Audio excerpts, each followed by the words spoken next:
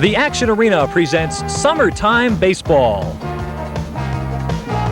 Today in the Middlesex County American Legion, Old Bridge Post 177 takes on Iselin Post 471 from Kennedy High School in Iselin.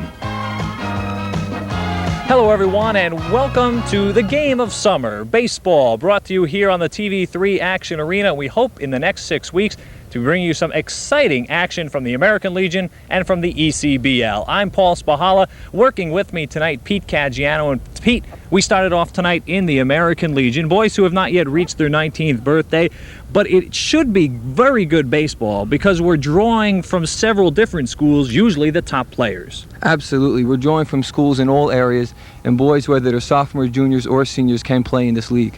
We have two outstanding teams tonight. Let's first of all start with our home team, Iselin. They are on a tear, currently in first place in the county. Absolutely. Right now, Iselin at 7-1, hitting the heck out of the ball, playing good defensive ball also. Look for them to put a lot of runs on the board this evening. Their coach, Frank Notaro, told us before the game they had their closest win of the year last night. He thinks his kids maybe weren't all that into tonight's game, but hopefully that should change. Last night, just as tonight, weather very hot, very sticky, sometimes can take a lot out of a player. And that's the worst thing about the way we're playing right now with the weather. It is hot, it is sticky, a little bit of a breeze coming in. That might hold up any balls hit towards left field. Let's talk about the Old Bridge visitors tonight. They waited for several of their key players to come back from an outstanding high school team. They had quite a few boys playing in the tournaments, and right now they have a very young team. I think only 5 fellas will not return for next year. They stand at 3-3, but have won their last 2 games. 2 in a row, and the players they were waiting for, most of them from Madison Central High School. They, of course, were the Group 4 runner-up this year, losing to Memorial of West New York in the New Jersey Group 4 Championship. Well, we're almost ready for tonight's first pitch. We will be back in just a moment with American Legion Baseball.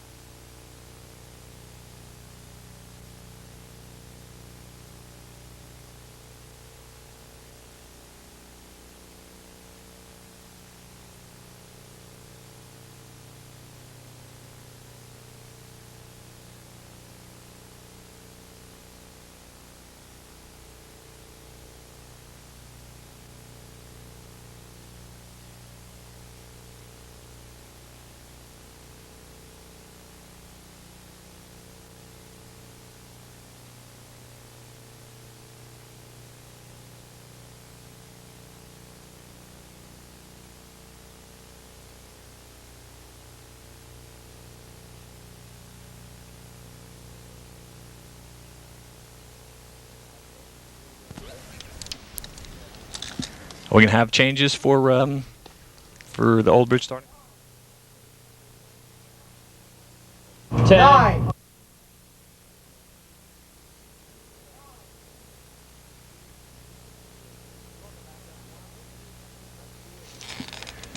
Welcome back, everyone, to Kennedy High School here in Iselin for today's game between Old Bridge and Iselin. Let's take this opportunity to meet the starting lineup for the visitors from Old Bridge. Post 177. They will lead off Frank Dinino, the second baseman. He'll be followed by the DH, Glenn Ampania. Tom Angeluzzi, the catcher, bats third. Joe Miller, the first baseman, hitting fourth. Hitting fifth is Joe LaMantia, the shortstop. Number 6 is Brian Donnelly, the third baseman, followed by Tracy Crespo in right field, Phil Lazarski in left field, and Jamie Romanow is the center fielder. Defensively, for the Iselin Post 471 team, Mike Cadella is over at first base. Darren Nagy is at second. The shortstop is Roberto Bert Jackson. And around at third base is Ross Cicala. Chris Swalek adjusting the uniform out in left field. Steve Adamczyk is out in center. And in right field is Bob Fustos. Behind the plate, and he has a gun, that is Bill Mayer from Bishop R High School. And he will be catching Joe Zabrowski. Joe currently 1-1 on the season, 2.69 ERA. In 13 innings, he has allowed 12 hits, 5 earned runs, and he has walked 9 and struck out 9. Paul Spychala and Pete Caggiano on the call. Pete, a little bit of a breeze coming in from right field. It makes us feel good. Won't make those right-handed hitters feel too good since it will hold up any shots hit to left just by a little bit. Just a little, Paul, but also this is one of the fields that has a fence along the outside. So unlike some fields where the ball can continue to roll, you will see some home runs hit over the fence today. Frank Danino will lead it off for Old Bridge, left-handed hitting second baseman with an on-base percentage of over 600. He's hitting .462 on the season. And we are set to go. John Lynham gets us started. Guy Famiani is our base umpire. First pitch is outside for ball 1.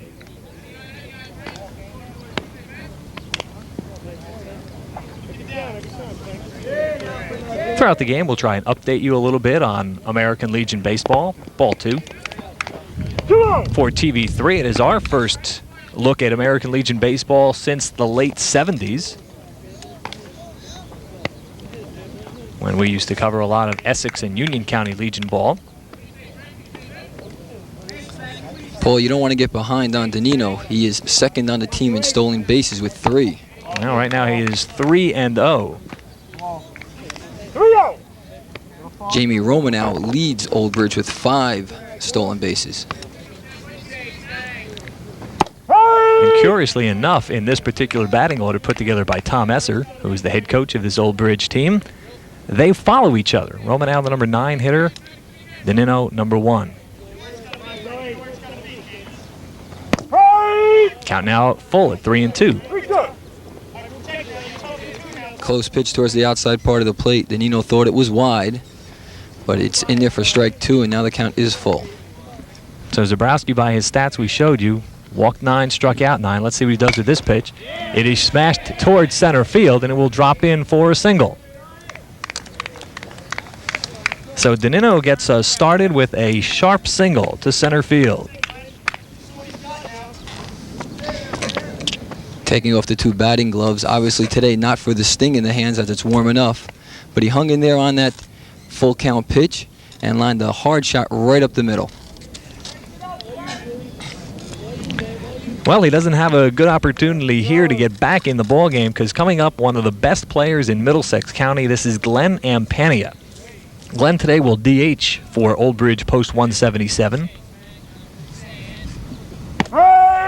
Ampania this year was the power man in Middlesex County. He hit 10 home runs this season, and he had 17 career home runs for Madison Central, including a first-inning homer against Memorial of West New York in the Group 4 championship game.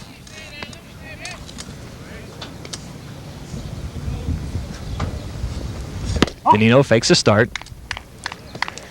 Interesting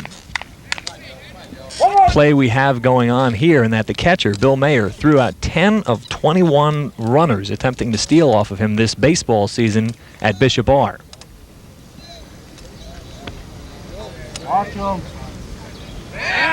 Zabrowski keeps Danino close.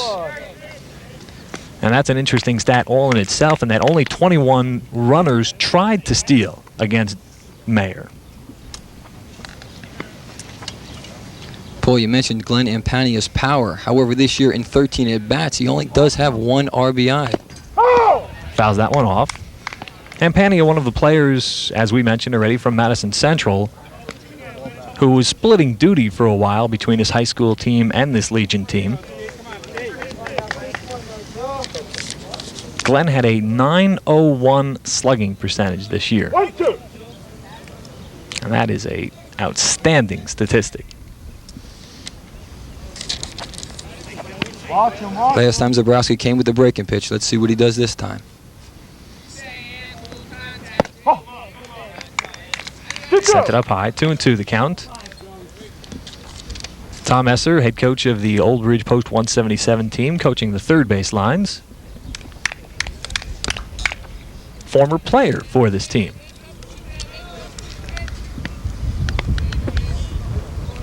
Here's the 2-2. Smashed hard up the middle with the runner on the move. Let's see if Danino will try to take third. No, he won't. And Pania hit that one so hard to center field that Adamczyk fielded it and did not allow Danino to try to go for third. But back-to-back singles has Old Bridge with runners on first and second and no one out. Here we'll take a look at it. There's the deliveries. You saw the runner going. Hit so hard up the middle, even with the shortstop and second baseman converging towards the bag, the ball scampered through. Danino smartly held at second base as the charging Adamczyk came in with the throw. And that's one of those shots that if you had a radar gun, it would have come in at 86 and gone out at the same speed. Tom Angelucci, the catcher. First and second, no one out. Timeout called by Mayer. I'm sure one of the things he wants to talk about with Zabrowski is possibly a change in signs with a runner at second base. Also, Paul, you would not expect your number 3 batter to be bunting, but with the first 2 men on, if you can sacrifice them over, put yourself in real good shape. Tom Esser making the trip in from the third base coaching lines. Played for this Old Bridge team when they won 3 county championships in American Legion baseball. 13 teams play in the Middlesex County American Legion. Right now, Iselin is on top of all of them. Ball 1.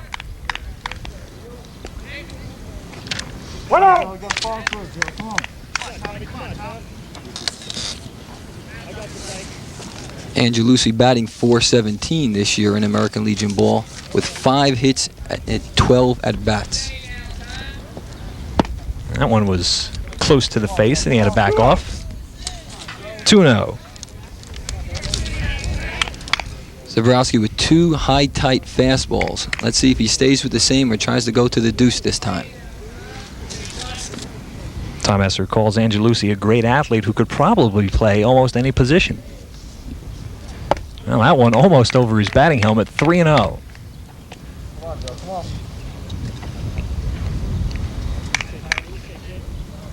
Joe Zabrowski from Colonia High School. He's the only Colonia High School player on this Iselin team.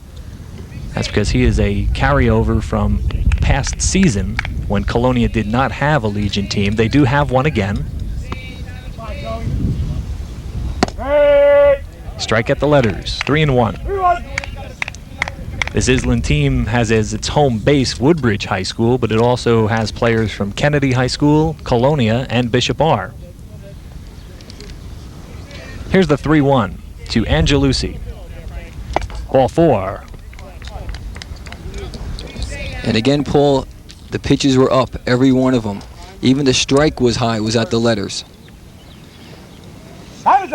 Time called as Frank Notaro will take a walk out to the mound.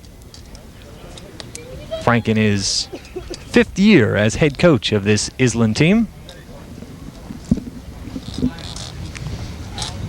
Can be one of 2 problems, Paul, with the high release. Either he's letting the ball go too soon or maybe not striding far enough with his left leg, causing him to let the ball go early, sailing high. And that is a somewhat common ailment of power high school pitchers.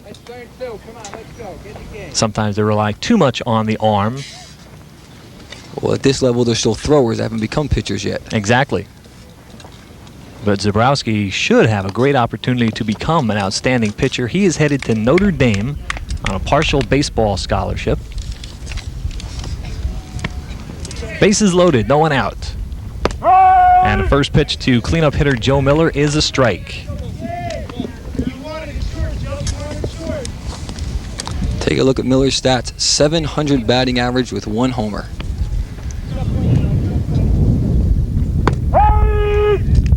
High praise for Joe Miller from Tom Esser.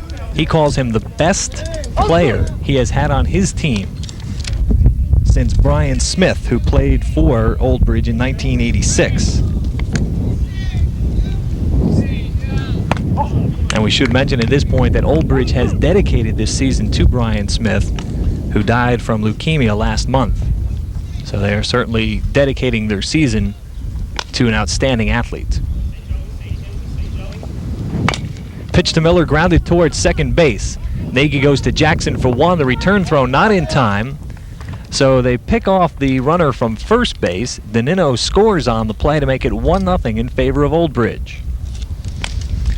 Ball hit not quite hard enough. Here you'll see it. This time it's a breaking pitch. Towards the outside part of the plate. He tops it. There's the pivot from Nagy. Jackson making a nice pivot at second base, coming off the bag early as all shortstops do, but the relay to Cadella not in time. One away for Joe Lamantia. One away now. Runners on the corners for Old Bridge. Bunt is tried. The squeeze was on. Good pitch to bunt too, Paul. Did not look particularly hard and looked like it was right down the middle, but was not executed properly. But the important thing is, for Lamantia, he got a piece of the ball. Yes, you don't want to miss a suicide. You're dead. Miss it entirely. You're not. Well, you're dead when you get back to the bench. The man coming in from third is dead automatically. Your death is just a little bit longer. It depends how long your at-bat takes. It's an 0-1. Now let's see if Tom Esser comes back with the exact same play. Well, not on that pitch. It was a ball. Ampania now the lead runner. He's down at third base. And Joe Miller is the trail runner. There's Joe, who knocked in a run. He does get an RBI, by the way, for the fielder's choice.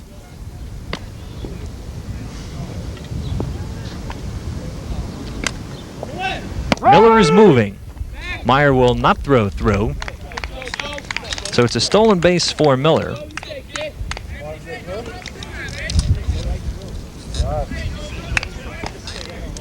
At that time, Bill Mayer took a look, so he did not have a chance, and obviously did not want to throw the ball away, just held on smartly.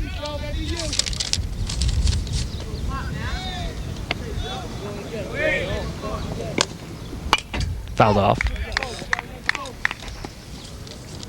And you do have to give credit to Miller for a stolen base on the play, although listening to the Mets game last night, Gary Thorne was talking about a particular play where if a runner steals and the defense does not throw through, a runner would not get a credit for a stolen base. It would rather be what was called defensive indifference, DI. Swing and a miss. That sounds like a lawyer's interpretation. And they have Ampania picked off of third. In a rundown, the ball hits Ampania. He dives across the plate. He is in. Miller comes around towards third base. So on the play, Lamantia strikes out for the second out of the inning. And either Ampania lost count of the outs or just strayed too far. Mayer had him picked off, but the return throw from Spychala hit Ampania on the helmet, bounded towards the backstop. Ampania scores. Miller heads to third. And unfortunately for Spychala, he will be charged with a throwing error on the play. Second run is in for Old Bridge. They lead 2-0. And of course, Joe Miller advanced to third on the toss of the ball back and forth. Brian Donnelly, the third baseman, now steps in. There are two away and a runner on third. Donnelly hitting .286 so far this season. Swing and a miss. That time, Zabrowski came with a high, hard one. And Donnelly swung right through it. 1-1. Two away with a runner on third. Here's the 1-1 pitch. Zabrowski tried to make him offer at the curveball. So Miller's had an interesting time on the base pass. He reached on a fielder's choice, stole second, and moved up to third on the error. Fouled off. And for those who watch TV3 regularly, you might have noticed that in the All-Star baseball game played last weekend, there was a similar error. And that the reason I'm saying that, Ross Spychala gets charged with the error, and it just unfortunately hit the runner. But you have to give the error somewhere. Swing and a miss. That's strike three. Mayer has to come up with the ball in time. The throw down at first is in time to Cadella. So it is a strikeout, and then it goes 2-3. Mayer to Cadella for the out. Second strikeout for Zabrowski. But 2 runs cross the plate in the inning for Old Bridge. And they do it with 2 hits, and there was the 1 error and 1 runner left on base. Let's meet the starting batting order for Iselin, post 471. For Iselin, Steve Adamchuk will be in center field batting first. Second will be the shortstop, Roberto Jackson. The third batter, Darren Nagy, playing second base today. Cleanup hitter, Bill Mayer, our catcher. Number 5 batter, Mike Cadella, who is at first base. That's Bob Fustos, the right fielder, batting 6th. Ross Sakala, the third baseman, will bat 7th. Pat Raporti will DH and bat 8th. And Chris Swalick, the left fielder, will bat 9th. Setting the defense now for Old Bridge. Joe Miller is over at first base after spending some time on the base pass in the top half of the inning. Frank Danino plays second. Joe LaMantia is the third baseman. And around that third base is Brian Donnelly. Phil Lazarski will patrol left field today for Old Bridge. Jamie Romanow is deep out in center field. And swung around in right is Tracy Crespo. Tom Angelucci is working behind the plate today, and he will be handling the pitches of David Massey. So it will be Adamczyk, Jackson, and Nagy for Iselin here in the bottom half of the first inning. For the most part, high school rules apply in American Legion baseball. 7-inning game. Re-entry rule is used.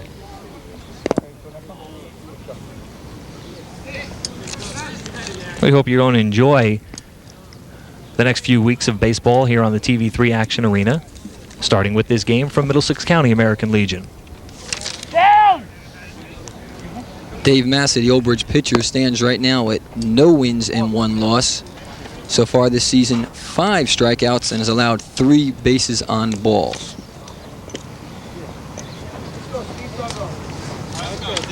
Competition in 1988 is open only to players born on or after August 1st, 1969.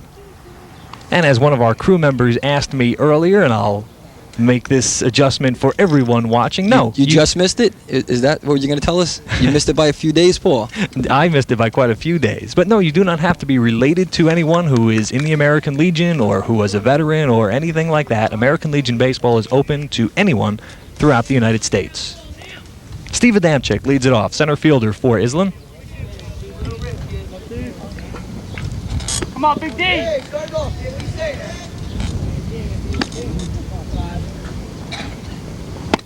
Swing and a miss on the first pitch from David Massey.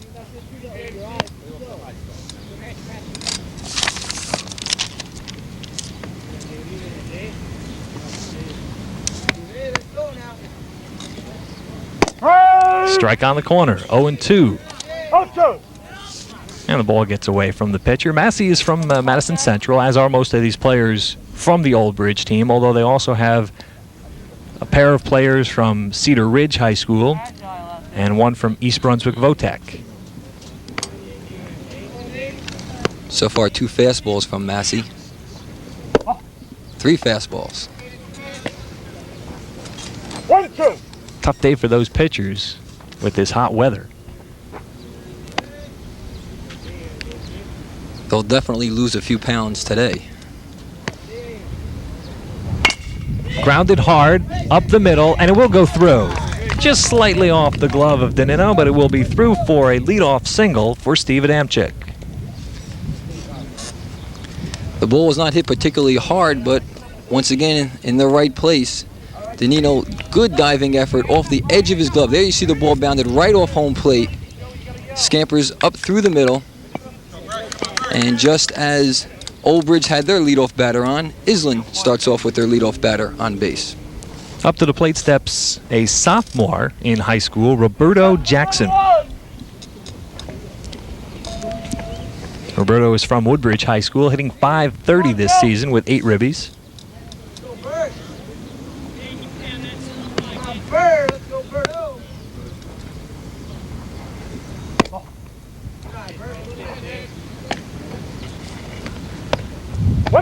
Now Bert, as his teammates call him, has a brother, Ken, who is currently an outfielder in the Kansas City Royals organization. Come on, Dad. Good lead by Adamczyk at first base. So good, in fact, that he is on the move. There's the throw from Angelucci. Head first dive, not in time. Pete, you had your eye on Steve Adamczyk. Well, I saw on the first pitch, he kind of like leaned a little bit. He was trying to time the motion. On the second pitch, he had it down perfect. And that's a good throw for Mayer to get off. Excuse me, for Angelucci to get off. The throw was a little low in the dirt. So Adamczyk, with the stolen base, puts himself in scoring position. Nice play by Joe Lamantia, the shortstop, to keep that ball from going out into center field, as the throw was just a little short. For Adamczyk, his third stolen base of the season.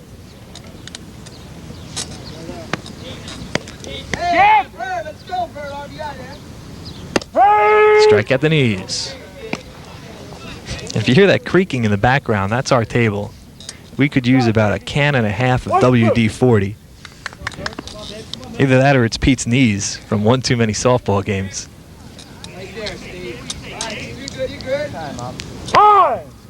Timeout called by Jackson.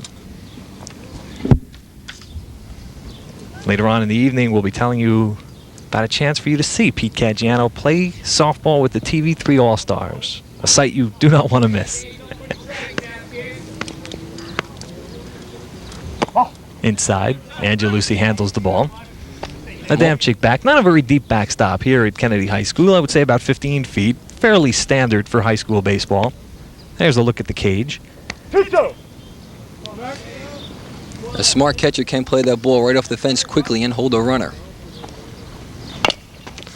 Grounded towards first. Adamczyk will move up on the play. Miller unassisted for the out. And there, the benefit of having a left-handed hitter as your number 2 hitter. Your leadoff man easily able to move over. Jams him with an inside fastball. Jackson was able to nub it towards first base. Joe Miller had no other play but to step on first. As good as a bunt, although Jackson does not get a sacrifice on the play, just as effective. And it was amazing that he even got to that ball. It was low and right at the knees on the inside part of the plate. Darren Nagy, the number 3 hitter, takes ball 1.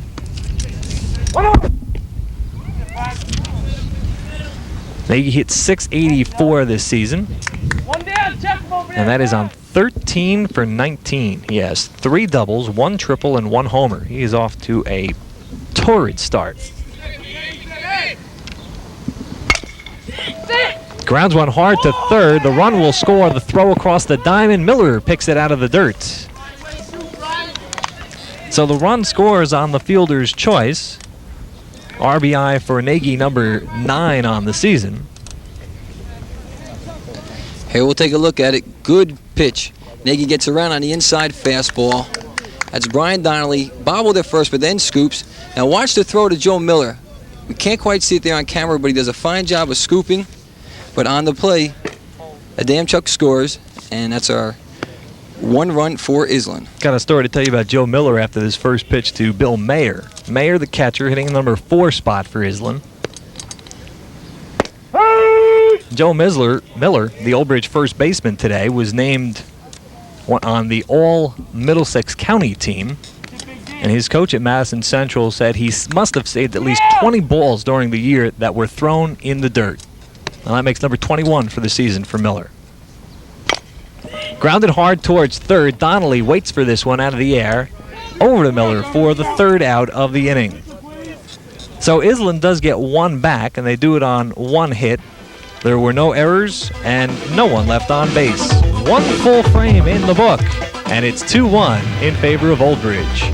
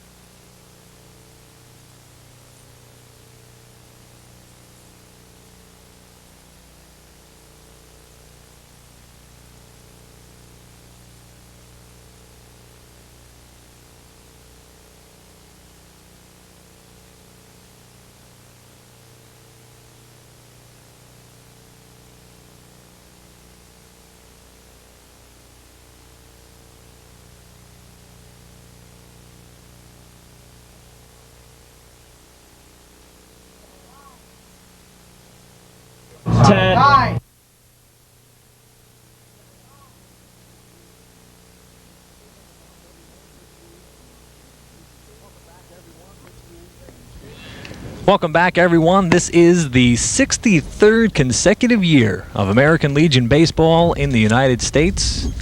And we hope you're going to enjoy watching some of it right here on the TV3 Action Arena. 1988, the 63rd year of Legion ball throughout the 50 states.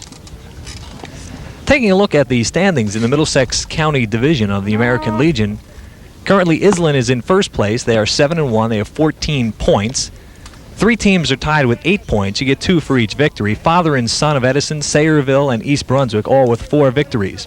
They are closely followed by 4 teams that have 6 points. Old Bridge, who we're watching right now, Clara Barton, Piscataway, and South Brunswick, all with 3 victories. The remainder of the division has Carteret with 4 points, similar to Dunellen, Perth Amboy, and St. Joe's, and Colonia trails the pack with 1 win, 6 losses for 2 points. So Iselin currently sitting in great position in the Middlesex County League of the American Legion.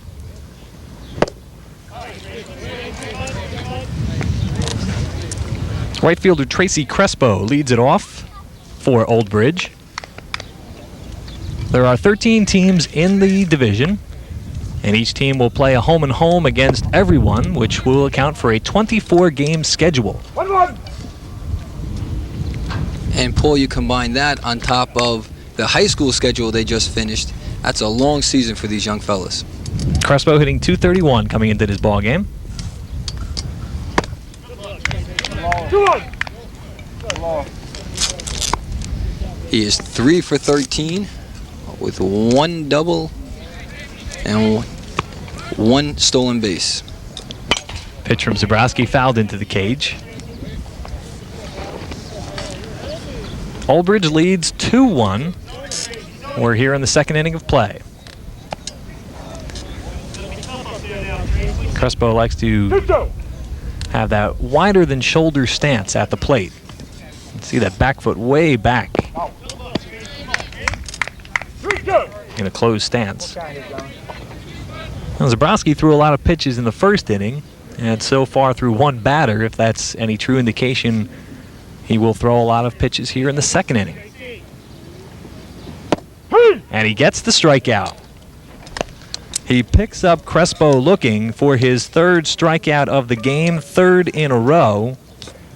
And this one, Crespo should not have watched. Well, what happened, Zabrowski went to the outside part of the plate on the last 2 pitches. That time, he fooled Crespo, came with a breaking pitch on the inside part, and Tracy just stood and watched. Phil Lazarski drills one foul in left field.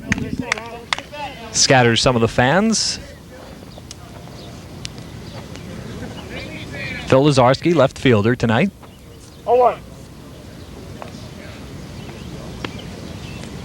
2 runs, 2 hits for Old Bridge. Iselin 1-1-1.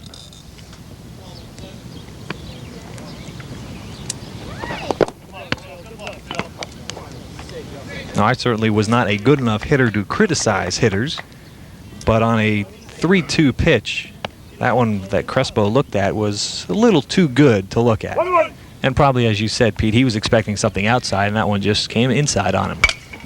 Drilled again, foul. Oh, it will drop in fair. Just down the line in third base, outfielder Swalik runs into the fence. And on the long trip, Lazarski stumbled going around first. A lot of interesting happenings on that play, one of which is due to us. Watch what happens on this ball as it drops in. We had to drive our truck through this fence opening today. And now when Swalik hits it, it will just open up for him. Now, does the ball go out of play? Now we can't see as we see Lazarski stumbling as he rounds first. If the ball goes out of play, it's a dead ball. And there's the opening deep down in left field. Well, it's a a one-out double for Lazarski. And Jamie Romanow steps in.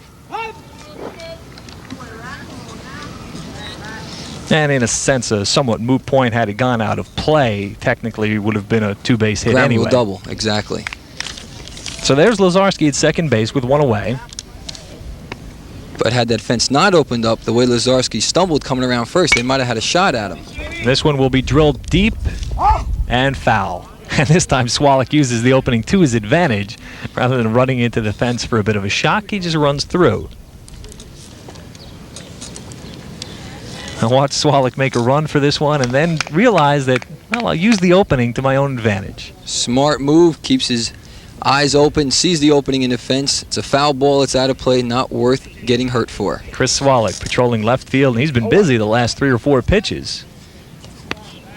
Now, was that an indication that Zabrowski is...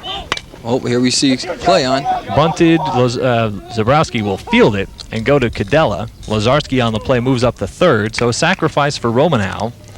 Moves the runner over, and it will be up to the top of the order, Frank Danino, to try and knock the run in. Paul, the point I was trying to make is they're starting to get around on Zabrowski. Here we take a look at that perfectly executed sacrifice bunt. Rolls it towards the first base side. The play is made easily by Mike Cadella at first. And with 2 down, Lazarski's at third. 1-0 to Danino. Singled and scored back in the first.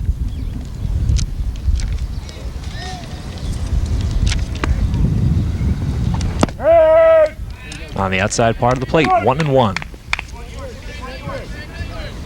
Danino with that questionable look in his eye. Pitch appeared from our angle to be high and away. But what we say does not count. It's the man in blue behind the plate. 2-1. Thrown over the head of Zabrowski. Jackson picks it up. His return throw not in time. And you won't see that play more than once every 1,000 games. But an error on the return throw from Bill Mayer over the head of Joe Zabrowski allows Lazarski to score the 3rd Old Bridge run. Lackadaisically just throws it. There you see it, just flipping it from his knees. And even Zabrowski was late reacting to the high throw. You saw Roberto Jackson coming quickly. His throw was off the mark. And Phil Lazarski, in a cloud of dust scores the 3rd run for Old Bridge. 3-1 our score. So now the pressure off Danino to bring the run home. So just a mental lapse for the Iselin team.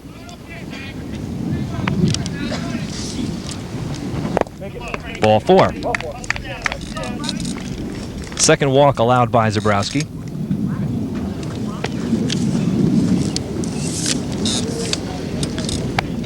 Paul, we haven't kept count, but he's throwing somewhere in the neighborhood of 7 to 8 pitches per batter. And now he's coming up to the 11th batter so far. So you're talking he must have thrown somewhere in the neighborhood of 50, 60 pitches. And we're only in the 2nd inning. Glenn Ampania, the DH, 1 for 1 in this game. I know we haven't kept track, but I'm sure the Shark, our statistician inside, has. Swung and fouled off, and that was pitch number 44. Tom Sharkey, our statistician, throughout most of the baseball season. And that is a bundle through 2 innings. So that would translate, let's see, 20 times, well, that's 140 pitches if he went the route. For a 7-inning game. For a 7-inning game.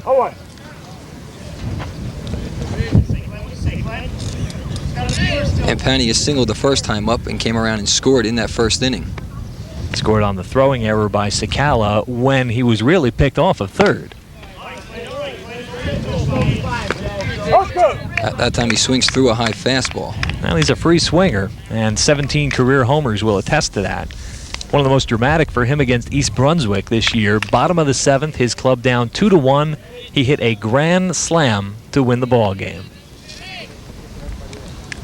Runner on the move. Outside, Mayer can't hold on to the pitch, and Danino will have a stolen base.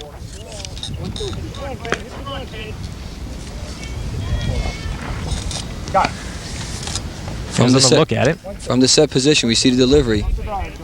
Not a bad pitch to handle, but Mayer anticipating, got up from his crouch a little early, probably thinking before the ball got there on what he had to do, and the mechanics were not quite right, and he did not hold on to the throw from Zabrowski.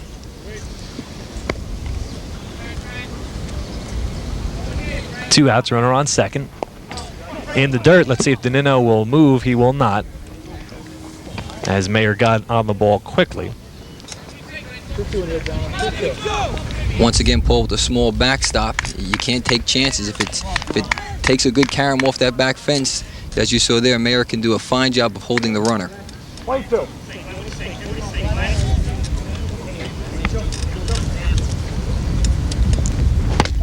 Outside for a ball. Looking at Danino down at second base, he has a batting glove in his right hand. And I've noticed a lot of major leaguers doing this now when they run the bases. And from what I understand, the reason is that if you're sliding and your fist is clenched around the glove, you're less likely to jam a finger or break a finger because you're running with a closed fist. In the old days, Paul used to pick up a handful of dirt, but now they have this equipment with them because they use it at the plate. When they get on base, they simply take it off and just hold it in their hand. Well, you wouldn't want to carry a handful of dirt all the way around the infield. Before batting gloves, that's what players did for a number of years. You remember back then, don't you? Pete, our expert on before batting gloves. Runner on the move, swing and a miss for the third out. So Ampania goes down on strikes. He becomes the fourth strikeout victim for Zabrowski, but in the inning, Oldbridge is able to score a run. They do it with a hit and an error, and one runner left on. 3-1, headed for the home half of the second.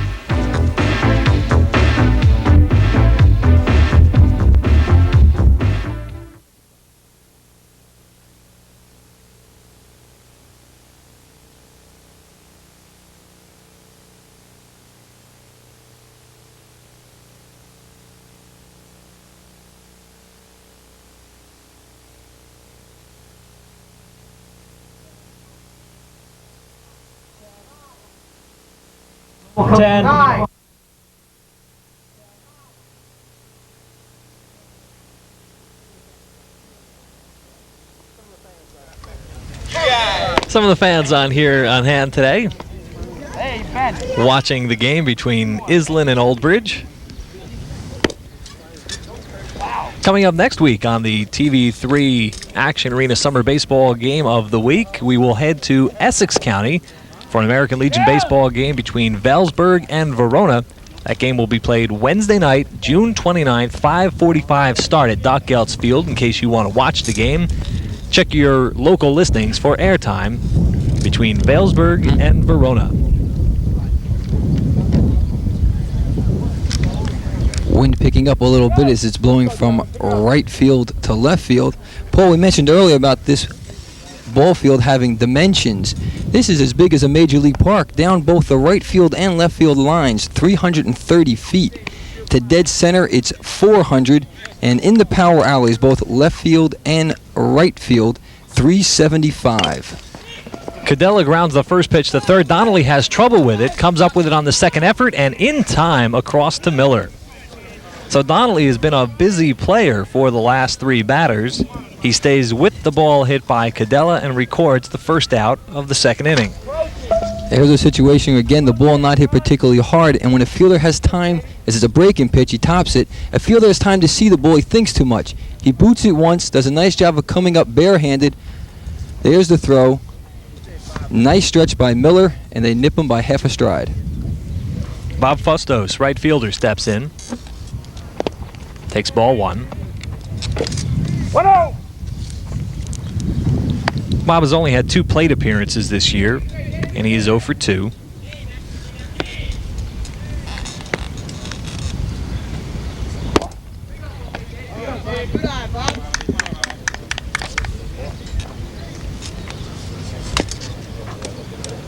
Fustos being a left-handed batter, this wind will hinder his power.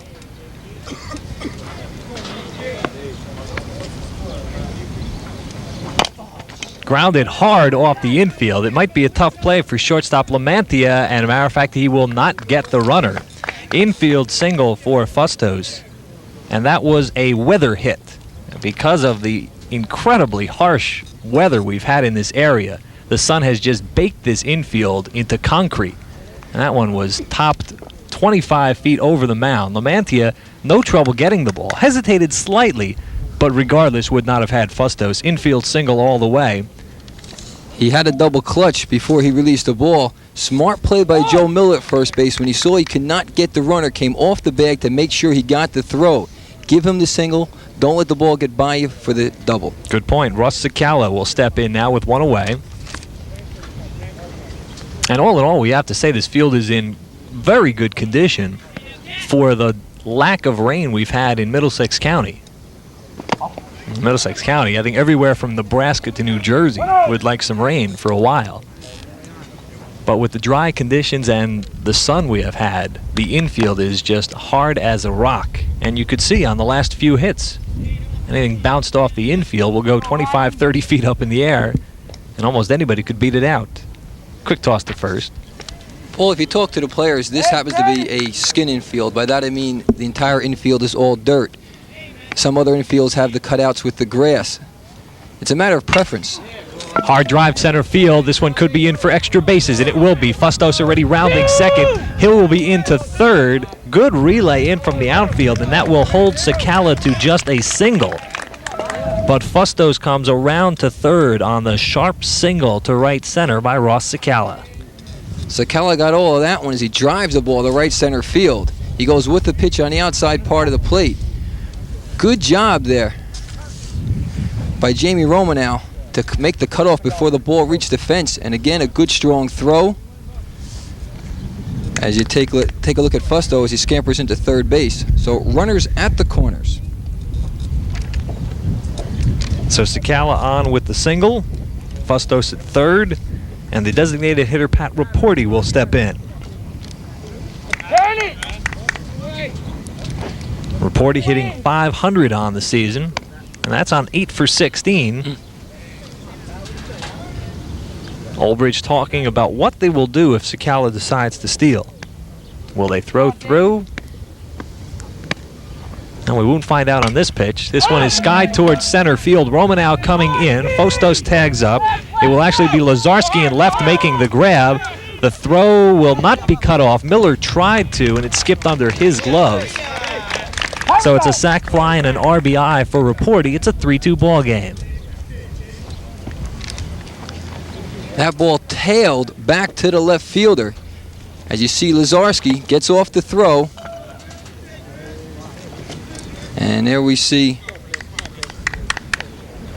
the run scoring at the plate as Bob Fustos comes in from third. And on the throw, Ross Spychala goes to second base. Good heads-up base running by Spychala to get himself into scoring position for Chris Swalik.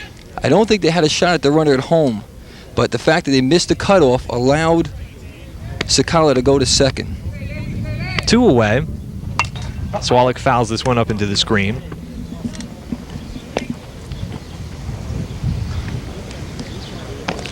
Swalik hitting .295 this season, 5 for 17. He has scored 7 runs. All 5 of his hits have been singles.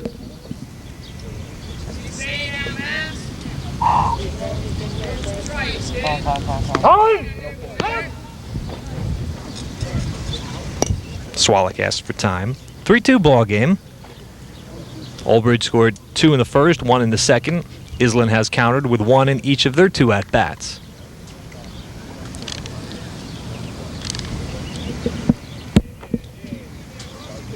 Swalik, the number 9 hitter in the Iselin order. Bluffs a throw to second base. And that is more or less just to keep Ross Spychala honest. You don't want him getting too big of a lead. If the batter, Chris Swalik, does get a hit, you want to try to cut off that run at the plate. And that, of course, is the other factor with this hot weather. The outfield is as hard as the infield, so a sharp hit will probably take a much truer big hop towards the outfielders.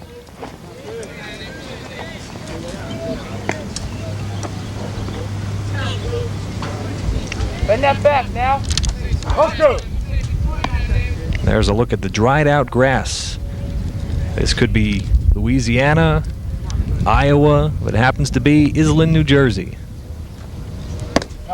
Up for a ball. Let's go.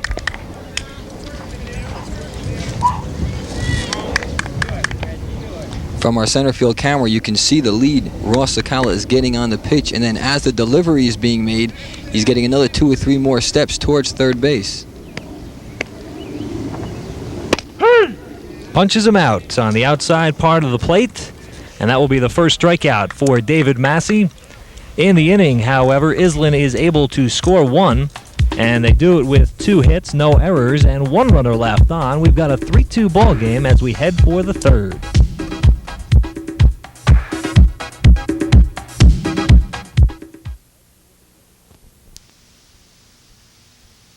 Each year, the American Legion honors a graduate of the year, a former American Legion baseball player, and the 1987 graduate of the year, currently playing in the American League with the Yankees, Don Mattingly, former American Legion baseball player. He follows up on the heels of the 1986 recipient Dale Murphy of the Atlanta Braves, so there are many outstanding graduates of the American Legion now playing in the major leagues. Now, one fellow who is not in the major leagues of baseball, but certainly in the major leagues of our softball team at TV3, Pete Caggiano, ready to carry you through innings 3, 4, and 5. Line drive knocked down. And he's out for our first out of the third inning. That was quick. Didn't get a chance to tell you. That was Tom Angelucci at the plate. And Paul Spychala knocking down the hard line drive, tossing over to Mike Cadella, so we scored 5-3. Watch this ball. It will be hit like a rocket. Spychala lucky to just knock it down, but that's what a good infielder is supposed to do. Grabbed it with the bare hand and made the toss. And he is rubbing his right knee on that one. This is Joe Miller. First time up, Miller grounded out, but did actually drive a run home on an RBI. That was the intended double play where he raced towards first base and beat the throw. We've got timeout called by Paul Spychala because that one caught him just below the knee. Frank Notaro and Tom Esser, the coaches, out looking at the shin. Paul Spychala feeling it, making sure no parts are moving. We'll get another look at it right now on the replay, and that ball hits him just below the knee.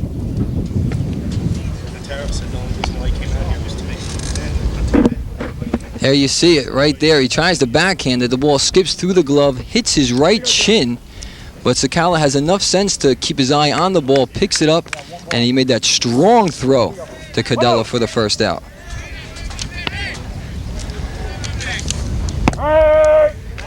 There we look at a strike to Joe Miller. Now this will show you that Legion ball certainly is very serious, but we're also out here to have fun because Tom Esser just came over and told us that the only reason Frank Notaro called timeout to look at Paul Spychala was so he could get some airtime on TV.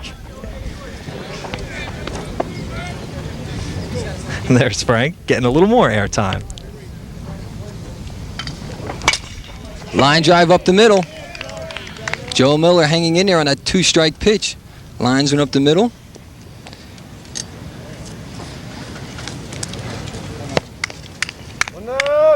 So with 1 out, our batter will be Joe LaManta. Here we'll take a look at it. A rocket right back through the middle. And Zabrowski had to duck down and hold on to his cap. They are hitting some sharp balls off of Zabrowski today. And a lot of them up the middle, Paul. This time LaManta pops it up. Second baseman Nagy calling. And that is our second out of the inning as Joe Miller stays right there at first base.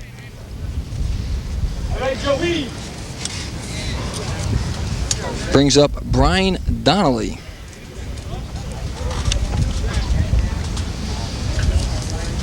Donnelly struck out his first time up, taking his time getting into the batter's box.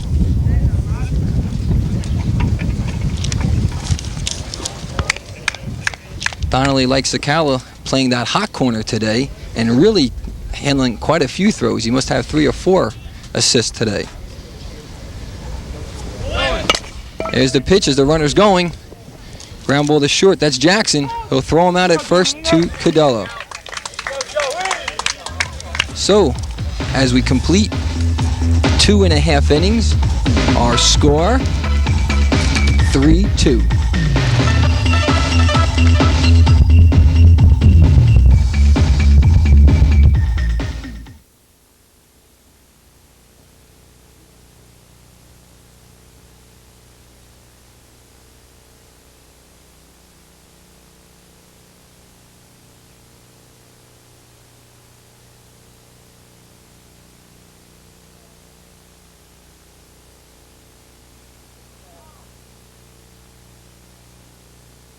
10.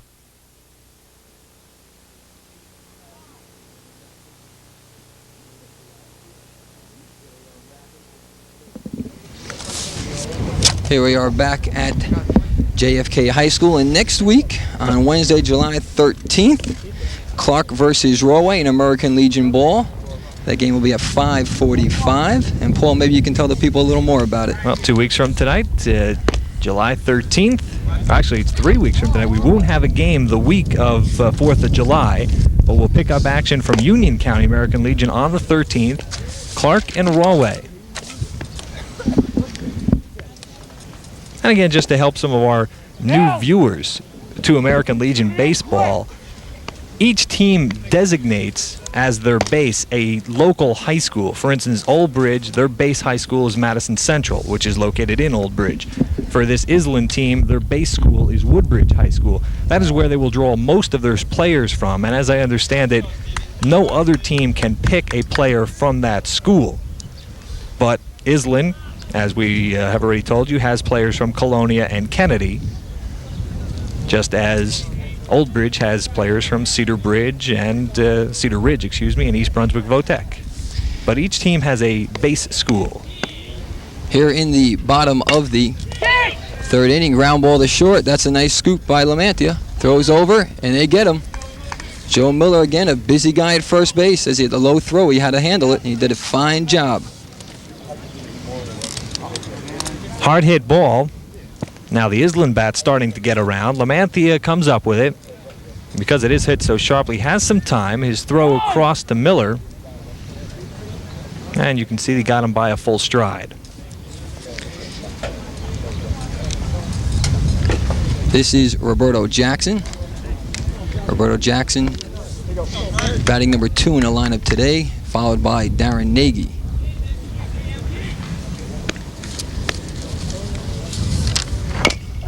Jackson grounds that one to second base, or are they calling a foul off his foot?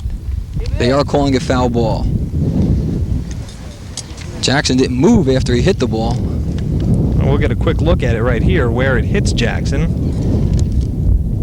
Fouled right off that lead toe. For Jackson, being a left-handed hitter, that's the right foot out in front.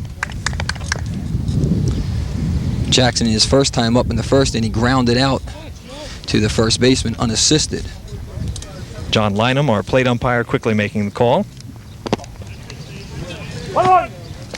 There he dances out of a Dave Massey inside pitch.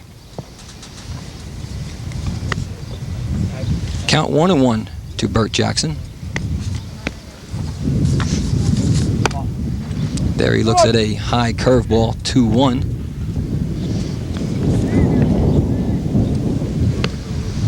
Wind again picking up here at JFK High School. Feels good. Again, 2-1 pitch comes with an inside breaking pitch. 3-1. I would assume Jackson has the green light on his 3-1 pitch. Takes it low for ball 4. Well, no need to have the green light on that pitch, well below the knees. And Jackson will take it for ball 4. It's the first walk allowed by Massey. That brings up our number 3 hitter, Darren Nagy.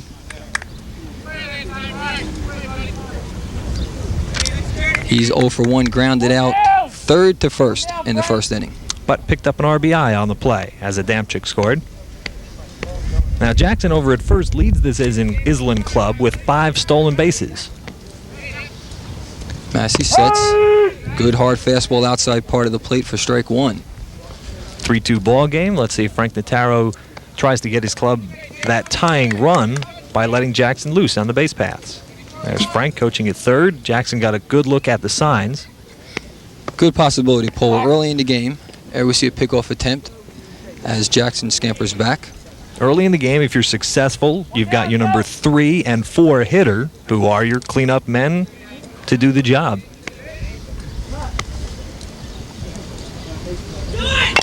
As the runner goes, this ball is fouled off right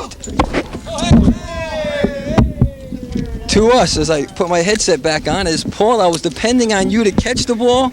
It was just over the fence, and I hope you play better on Saturday night. Just popped off my hand. You're going to play shortstop Saturday night. for the TV3 All-Stars, and this is what I have to look forward to. Boy, are we in trouble. Oh, haven't had much luck fielding the last couple days. Here we take a look at our score, 3-2 Old Bridge in the third inning, as our batter, Darren Nagy, stands in. Runners going again. This time a rope was ripped to left field. Cut off there by Lazarski, and he'll hold the runner at second base. So Jackson advances to second. Darren Nagy on a sharp line drive, a dart right over third base, is on first. Hits it right near the end of the bat. It made a strange sound coming off the bat. Had he been using a wooden bat, I would have thought he would have broken it. But a single to left, Jackson takes second, and I'm still upset about that ground ball. Because I played the hop well. I knew it was going to have a hard hop off this turf. Oh well. Now steps in Bill Mayer. Bill, first time up, grounded out. Again, 5-3. There he looks at ball one. This is the situation that Iselin was hoping for earlier when they had Jackson try to steal on the pitch that was fouled off, that I missed. Try to get him in the scoring position for the 3 and 4 hitter. Well, because of the single by Nagy, they have Jackson at second base. Come on, David. Massey sets and delivers. A little high. Paul, if you're going to put something on, this might be a good pitch to do it on. 2-0, runners on first and second, just one down. You're one down. Here we take a look. Doesn't look like any signals are being given. He's on his own. Fouls that one off. And we stand at 2-1. I like had my eye on Jackson. He got a good start, and then he faked really going, but he really had a great jump. So even a sharp single would have scored him. Frank the Tower runs through the signs. Frank used to coach high school baseball at Madison Central. As a matter of fact, still coaches in the Old Bridge School District.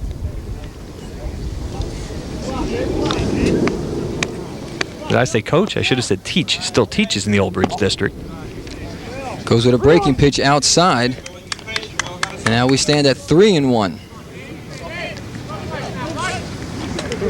Dave Massey in danger of loading the bases with one more ball.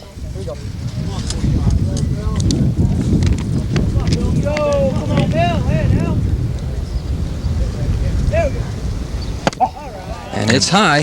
That's what he did.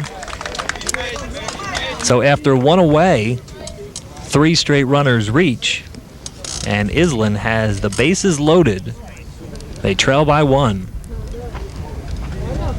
Roberto Jackson is the lead runner for the Iselin team. He is now 90 feet away at third base. Darren Nagy follows him up. He's in the middle. And reaching on the walk, Bill Mayer. This is Mike Cadella stepping up to the plate. Mike, again, one of those 5-3 casualties in the second inning. Again, time called.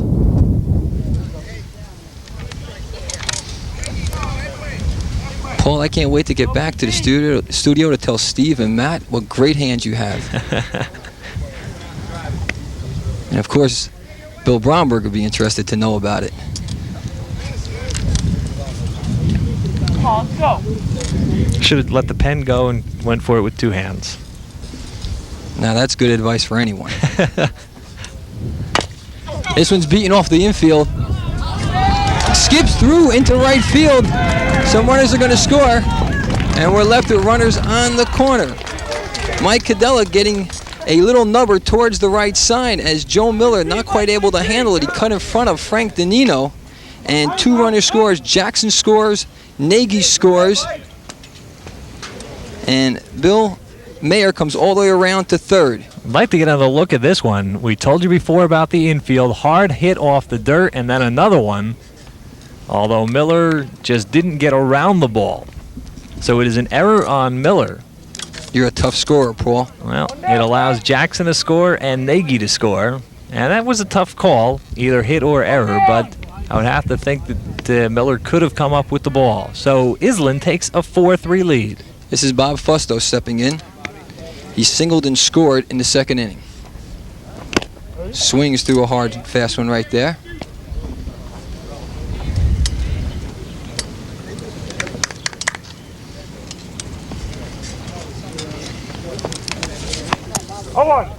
Earlier we mentioned that Bob was 0 for 2 this season. The reason he's had so few at-bats, he's coming off a heel injury. Runner goes, ball is hit. Nice play that time by Miller. He's going to have to go to first, his only play. And he's safe as Dave Massey couldn't quite get over to cover the bag. The runner from third base scores. So Bill Mayer scores.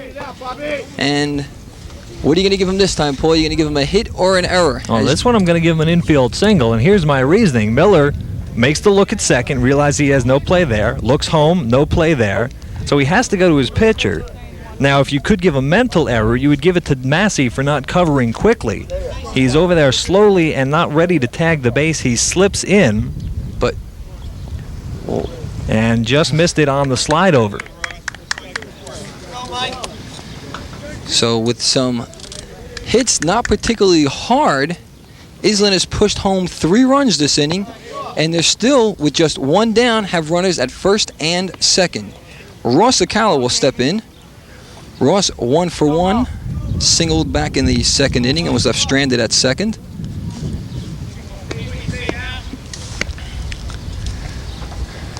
Massey's breaking pitch is popped up. They're calling infield fly. Lamantia holds on for the catch. So we will score that. Pop out 6. Runners hold first and second respectively. Pat Raporti will step in. Pat, the DH today, had a sacrifice fly back in the second inning. Excuse me, a sacrifice bunt back in the second inning. 5-3 ball game as Iselin has scored 3 here in the third. Looks at a called strike.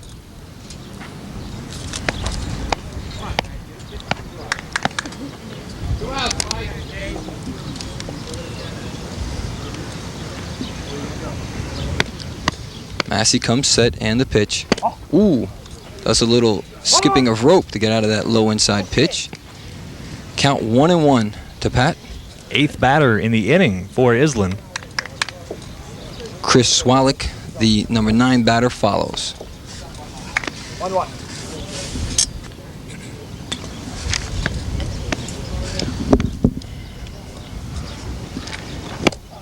Swings over a low fastball. 1 ball, 2 strikes to Pat Raporti. Dave Massey a little more around the plate right now as he's bearing down with runners on the bases.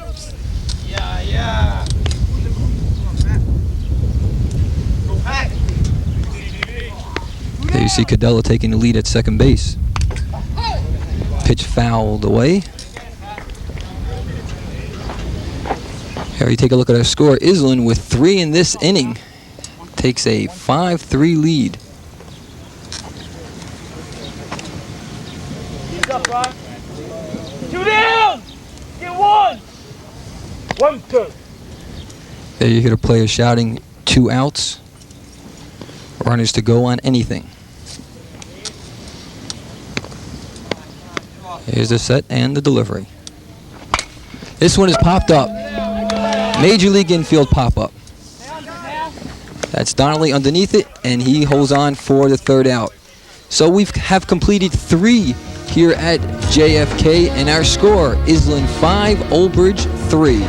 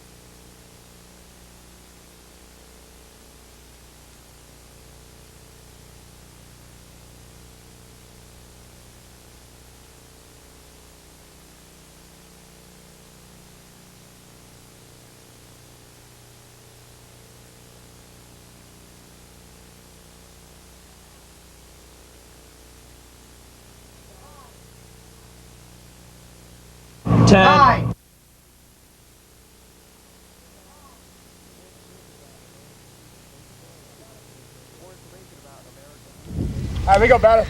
Some more information about American Legion Baseball. We would like to let you know there are 23 graduates of American Legion Baseball that are in the Hall of Fame. The most recent, in 1988, Willie Stargell. He once played American Legion Baseball.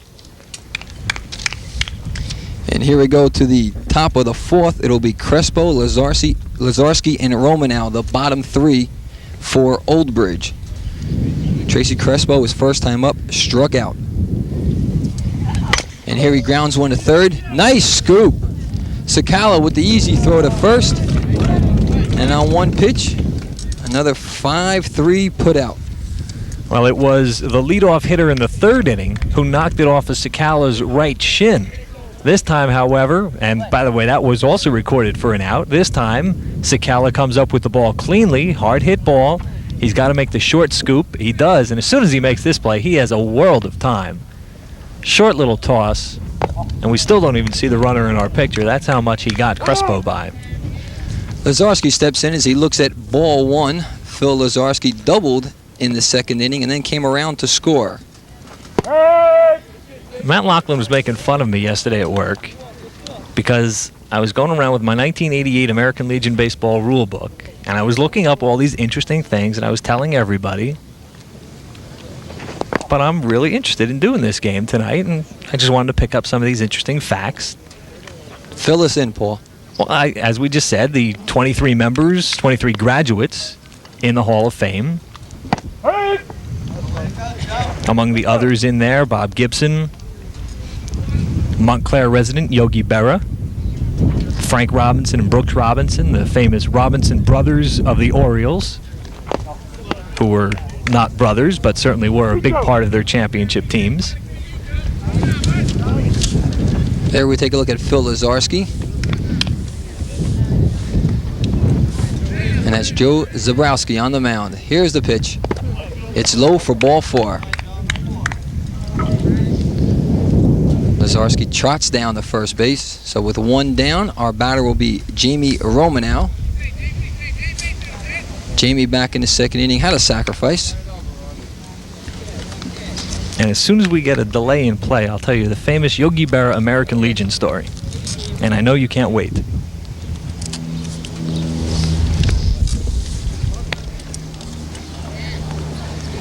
First pitch, low, nice scoop They got by the runner Bill Mayer. picked. Mayer's throw, not in, just scoops off the glove of Nagy. Paul, I didn't see it. It was a delayed steal. As Lazarski did not go immediately on the pitch. There we see the scoop. Nice play. Now Mayer finally realizes that the runner's going. He double pumps once, throws low, and couldn't quite apply the tag. I think Lazarski thought the ball got by Mayer, and then he was almost caught in a pickle and decided to go anyway. That's what I feel happened. He thought the ball was going to go back to the cage. Although the batter Romanow gave him a clear indication to stay. Right away he did it, as a batter should. And the batter certainly did his job on the play. And Lazarski happy to be at second rather than being back on the bench. And you scored as a stolen base. Here's the delivery. This one's lined. Base hit to center field. They're going to hold, big turn, but they're going to hold him at third. As Steve Adamchuk got the throw in very quick. And that time as Lazarski rounded third, he was held up. Jamie Romanow with a single, and he's over at first. Well, that's the situation we spoke of earlier. Watch this big hop the ball will take. Look at that, about 15 feet in the air. And because of that, Adamchuk is able to field it eye level, not have to worry about bending over for the play. Gets it eye level, which means he's ready to come up throwing. Made a nice strike right at the mound, and Cadella cut it off. And that's why Lazarski was held at third. Here comes the top of the order. This is Danino. Nice fake by Romanow. I thought he was going. Danino 1 for 1 with a base on ball. Scored way back in the first inning. Zabrowski delivers. Again, a fake by Romanow at first, and you saw Bill Mayer jump up from behind the plate as if he had to throw, but no play.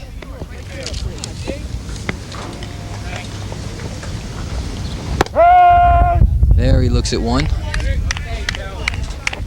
2 balls, 1 strike to Danino. Runners are at the corners. There is 1 down here in the top of the 4th. Dabrowski's delivery as the runner goes lined to left field. 1 run will score. And again, we're going to have runners on the corners.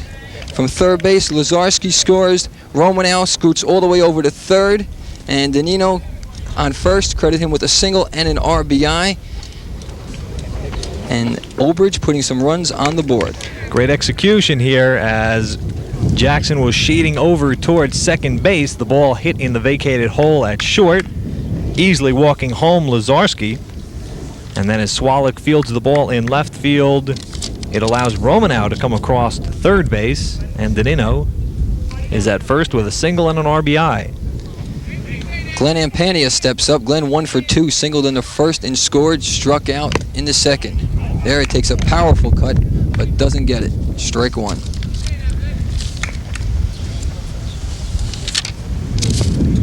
Ampania last Saturday played in the New Jersey All-Star Classic down at Princeton.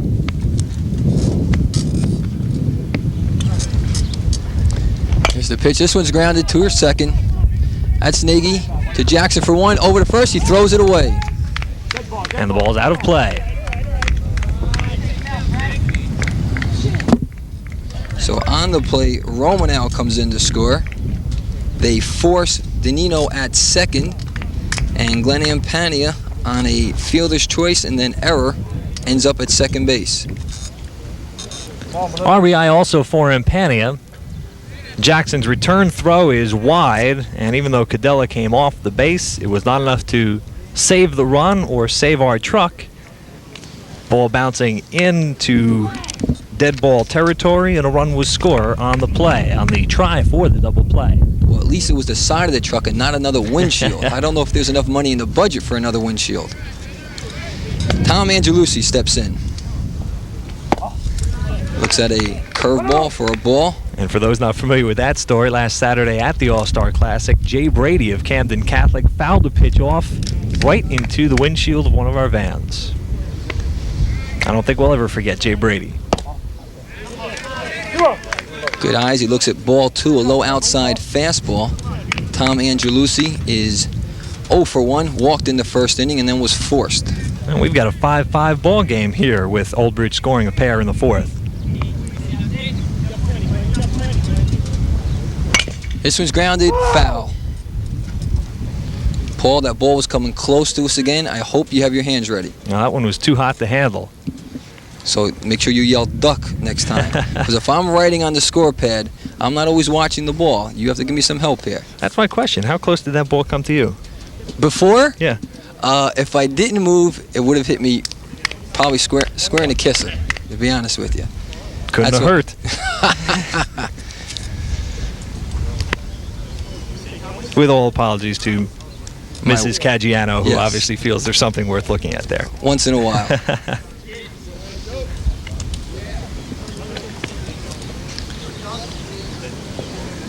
Breaking pitch is grounded. That is a fair ball as it skips by. Here's 1 run is going to score as the throw is off the mark. And salute Bill Mayer's throw to second base, not quite in time. So we're sitting here with a run in, another run in on the 1B. Single. And Ampania comes all the way around to score. And Tom Angelucci on a single and then takes second on the throw. So Angelucci with the RBI single puts Oldbridge out in front 6-5. Ampania easily scoring. And Angelucci now at second base for Joe Miller. Appeal play will be made to third. I guess they're saying that he missed the bag, but I didn't have my eye on him. The umpire called him safe. Joe Miller 1 for 2, fielder's choice in the first inning. 1B in the third inning. Here's the pitch. He looks at a ball outside.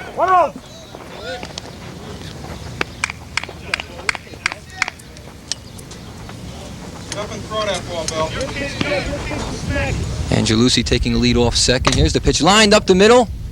Nice play by Nagy. The throw, they get him. So we have completed 4.5 here at JFK. Our score, 6-5.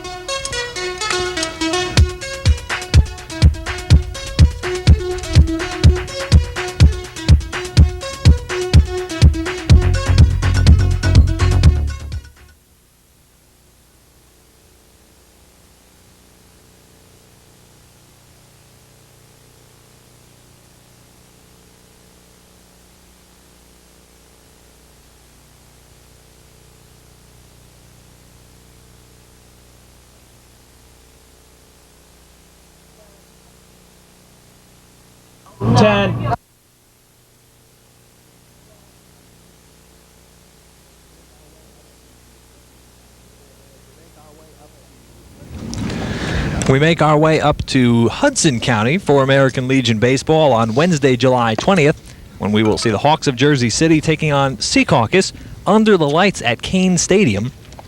8 o'clock start, Wednesday, July 20th, as we cover Middlesex, Essex, Union, and now Hudson County American Legion Baseball this summer.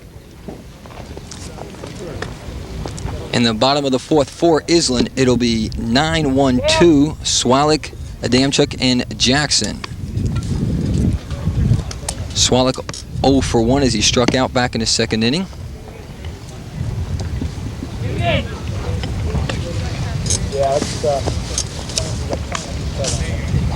Now we take a look at Big Dave Massey. There is Chris Swalik,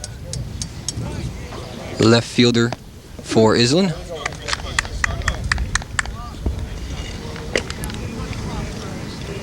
Come on, Rick!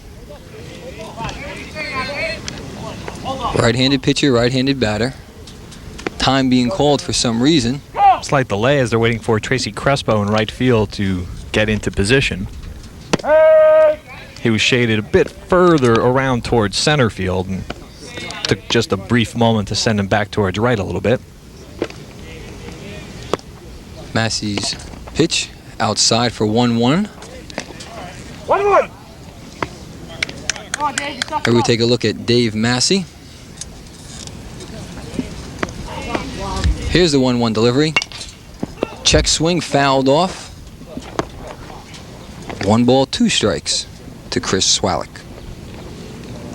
Go now on your toes. Come on, first. There you see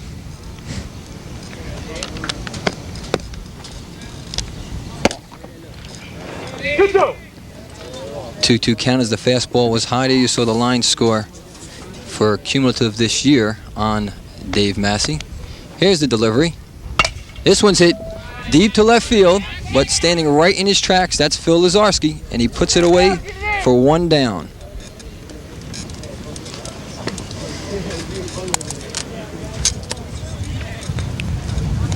ball hit towards left, and Lazarski had him played well. You can see not even moving around for that fly ball. Just picks up his right foot. Sort of like Mel Ott used to do, except he did that while hitting. Steve Adamchuk, our leadoff batter, looks at a strike call there. Steve 1 for 2, singled in the first and scored. Grounded out short to first in the third. They call a swing on that one. Steve down quickly, 0-2.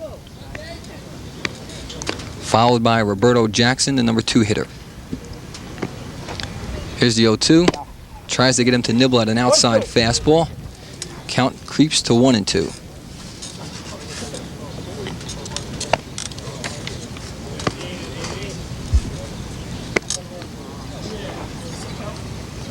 Breaking pitch lined, up the middle, base hit. Waited real well on the ball that time. Saw the pitch break and then just stroked it right up the middle. So Adamchuk is on with this sharp single to center. And the last time he was on base back in the first inning, has stolen base, came around to score. Here we go. That's our shortstop, Roberto Jackson, stepping in. Roberto back in the third inning, was a base on balls, but did come around to score.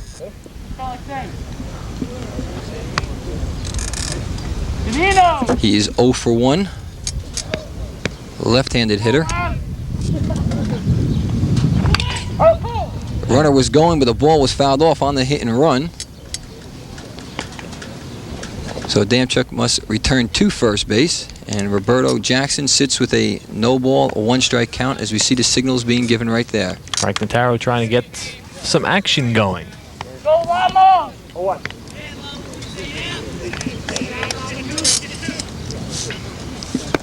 Iselin Club has won 4 in a row. This one's beaten off the plate again. This is going to be a tough one to handle. They're not going to get anybody. Infield single. You have to score that one a single. That was right off that hard dirt in front of the infield. About a 20 or 25 foot chop. Take a look at it, Paul. That one just takes off into the air. Danino with the grab. There's no way they're going to be even close to getting Adamczyk. Now he does drop the ball, but what we don't see here and that what we were watching live, Jackson had already crossed first base. So an infield single. And with one away, Iselin has something going. Up steps Darren Nagy. Pickoff play. Nope, just a bluff. As Adamczyk scampers back to second base. Darren 1 for 2, single in the 3rd inning and scored.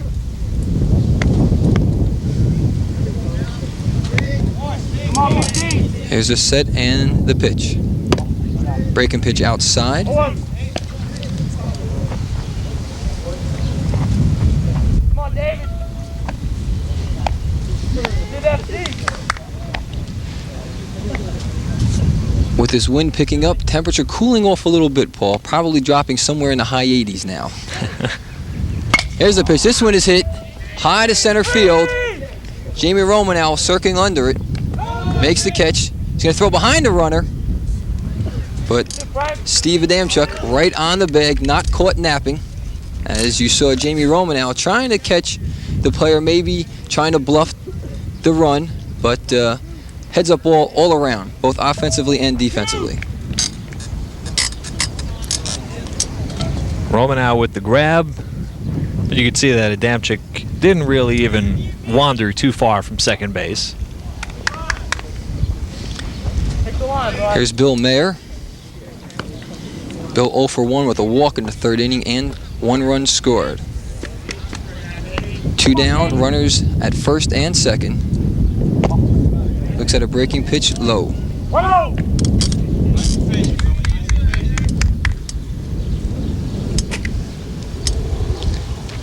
Taking a long look at the signal.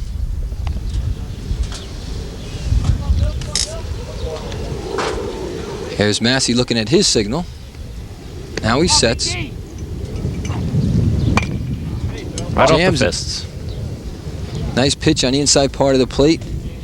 Bill Mayer fought it off well, but fouled it just to the right side of the infield. Mike Cadella waiting on deck for Iselin. Two down! Two down in this way! 1-1. We're in the bottom of the 4th. Our score, Iselin leading 6-5. Oldbridge in front. Excuse me, Oldbridge 6-5. Thank you, Paul. Here we look at an inside ball. As Mayer thought about swinging on that pitch, but decided to hold up as the pitch tailed off on the inside part of the plate. Go now.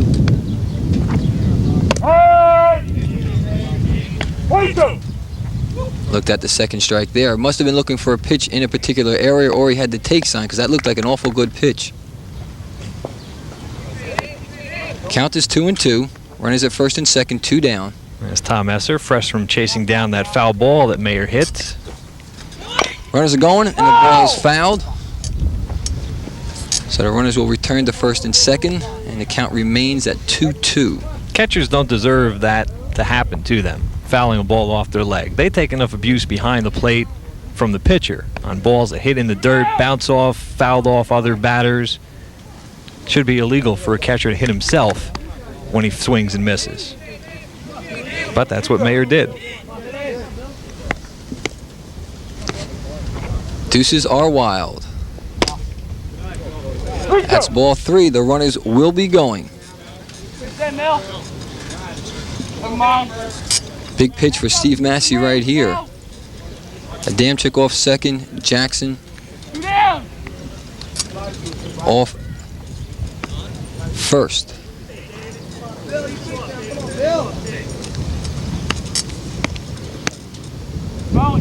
The full count pitch, breaking pitch, grounded towards short. He'll go the long way to first, and they get him. Here at JFK, we have completed 4, and our score remains 6-5.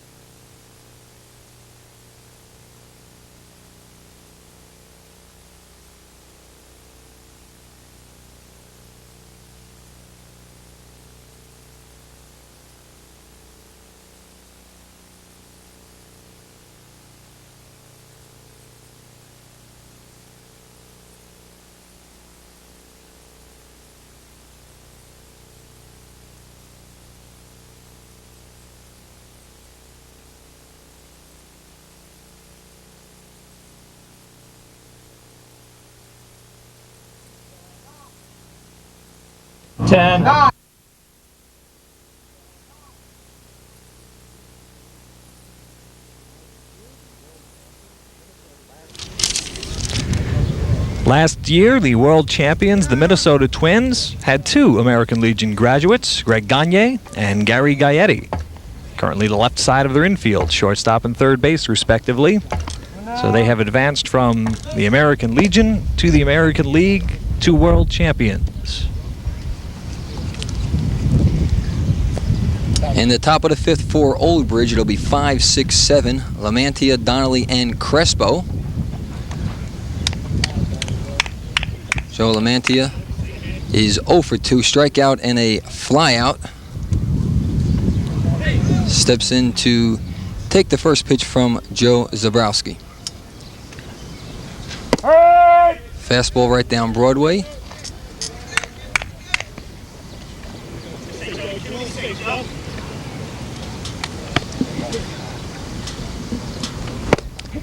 That time a good breaking pitch. He swings through it. And quickly Zabrowski's ahead of him. Here comes Zabrowski. And ball starts to drop right into knee level. The 0-2, a little high. Matter of fact, so high it came off the backstop and close enough to the mound that Zabrowski will walk it down. Joe Zabrowski headed to Notre Dame to play some baseball, although we are told that Lou Holtz has extended an invitation for him to possibly try out for the football team in his sophomore year. The 1-2 is low for a 2-2 count. 4 innings of work for Zabrowski, 7 hits. He has struck out 4, but has walked 3. Breaking pitch on a 2-2, and he strikes him out. So after going 2 innings without a strikeout, Zabrowski picks up number 5. High leg kick. That ball just dipping down at the last moment. This is Brian Donnelly stepping in as he looks at ball 1. Donnelly 0 for 2, strikeout and a ground out short to first. High fastball puts him at 2 balls and no strikes. Frank Notaro tells me that the new coach at Notre Dame, a former pitcher or pitching instructor, so in addition to the regular pitching coach, appears that Joe Zabrowski will get a lot of attention when he heads out to South Bend, Indiana. Zabrowski showing confidence in his breaking pitch. 0-2, throwing it for a strike. That time it's popped, but it looks like it's going to be out of play. And quickly the count jumps to 2-2. That time Zabrowski tried to slip the fastball by him. Joe Zabrowski, football quarterback this year for Colonia, but also academic top 20, 3.6 GPA. Here's the 2-2, breaking pitch grounded, threw into left field. Ross Spychala dove, couldn't quite come up with it. Roberto Jackson ranging to his right, but it makes it through the hole. One of those balls that had eyes hit there. And you'll see it on the replay that Spychala will go after it on the dive. He will just miss it. Jackson going for it, and he will just miss it. And that wasn't really that hard hit a ball, but placement is just as important as hitting it hard. Nice try by Spychala. Sometimes more important. Up steps Tracy Crespo. Tracy 0 for 2, struck out in the second, grounded out in the fourth. Runner bluffs going, fouls the first pitch off.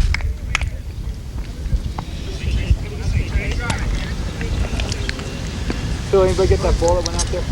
There you see Tracy as he walks back into the batter's box. Wind picking up again, still blowing from right to left.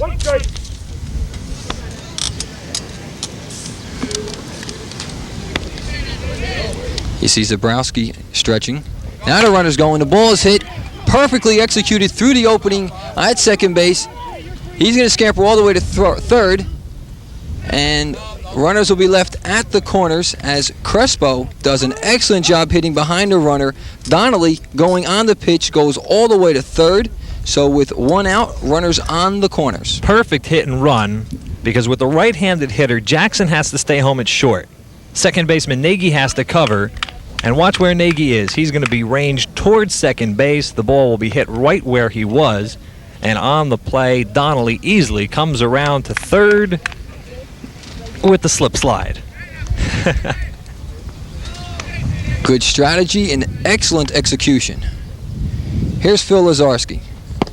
Phil looks at a breaking pitch outside. Phil doubled back in the second inning, came around to score. Walked in the fourth and came around to score.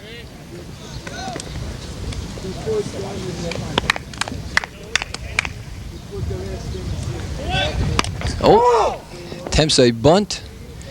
Not a sacrifice bunt. He was bunting for the hit on that one. And by the way, on that slide by Donnelly, he got 4 9-3s, but he got a 7-9 from the Russian judge.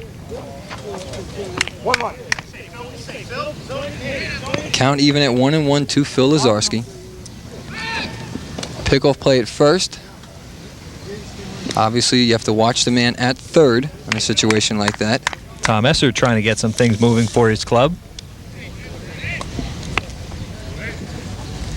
Here's the pitch. A little high. Tom Esser helped out by Tom Ruskowski and Rich Gorman. There's Tom Esser down at third base. Still at Glassboro College. Shakes off the first sign. Let's see what he throws. Comes with a breaking pitch. Runner was going anyway. The ball was down in the dirt and skips to the backstop. So we'll credit him with a stolen base. He was moving anyway. And Crespo on the move would have had the steal. There you see him just get the start. In the dirt. Mayer can't handle it. Tough pitch to handle. Here's the pitch. This one again fouled away. Lazarski hanging tough. That time just fighting off a pitch that it seemed that he couldn't handle. Olbridge with the lead, 6-5. Jerry Campbell, also an assistant coach with this Olbridge club. Fastball away, so he walks to load up the bases. So post 177 has something going here again in the fifth. And with one out, Jamie Romanow, who had a sacrifice back in the second, singled back in the fourth and came around to score. He'll step in against Joe Zabrowski. Bases full, one down. Infield tight at the corners. Did he go? Yes, he did. John Lynham making the call. That time Romanow tried to hold up. Couldn't quite do it. Donnelly at third. Crespo is the man in the middle. And Lazarski all the way back at first, partially obstructed by Zabrowski. Swings at a bad pitch. Count quickly, no balls and 2 strikes to Jamie Romanow. Infield would love a double play, but just as importantly, Zabrowski would like the strikeout. Now that may seem somewhat superfluous to say, but with the strikeout, then everything returns to normal depth, even with bases loaded. Let's see if he wastes one here and tries to go low and away. He went away, trying to get him to nibble at the breaking pitch. Good eye by Romanow. 1 ball and 2 strikes. Of course, pitchers like strikeouts, but you don't necessarily need to have a strikeout every time, every batter. But here's a situation where you would love one. That pitch down in the dirt. Donnelly holds third. Again, with the short backstop, you'd probably have a better opportunity to score if the ball hit the backstop hard and kicked back out than if it stayed back there. Then it's your pitcher's responsibility to quickly get off the mound. 2-2 pitch to Jamie Romanow. Breaking pitch is fouled away. Count remains at 2-2. Ball is stuck in the screen. I can't quite see, Paul. Did they get it down or is it still up there? I think it's still up there. Well, either that or John Lynham is looking for some birds or something, because they're still looking up at the top of the cage. Here's the 2-2. Grounded towards third. He bobbles it. He's only going to have 1 play. That's to step on the bag and get the force. So Ross Spychala probably thinking about coming home to his eye off the ball. No error will be given as they make the force play at third. Sharply hit ball, and it does take a big hop right at the end, but Spychala heads up enough to keep the ball in front of him, grab it, and at least step on third for the out. But Oldbridge takes a 2-run lead. So Frank Danino will step in with 2 down and runners at first and second.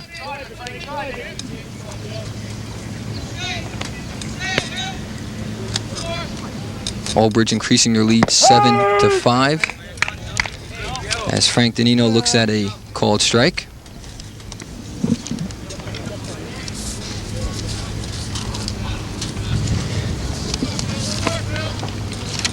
Here's the 0-1 pitch.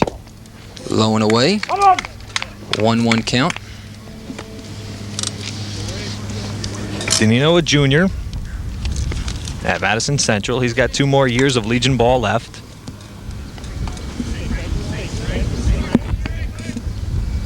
Zabrowski's delivery. Breaking pitch, it's low. 2-run Oldbridge lead. The big key there, 3 errors by Iselin. Here's the stretch and the pitch. Looked awful good from our angle, but they called it a ball, 3-1. Well, Pete, I'll tell you right off the bat, I never disagree with umpires. So I'll believe that that one was just below the knees for a ball. Here's the pitch. That one was low. So a walk to Danino, loads the bases again. And it will give us a visit from Frank Notaro. And I believe that will be all.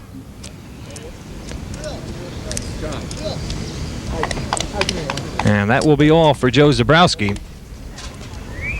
Tim Ryer will come on to pitch. We're going to take a short break right now. We'll be back with more baseball action in a moment. Our score, Oldbridge 7, Iselin 5.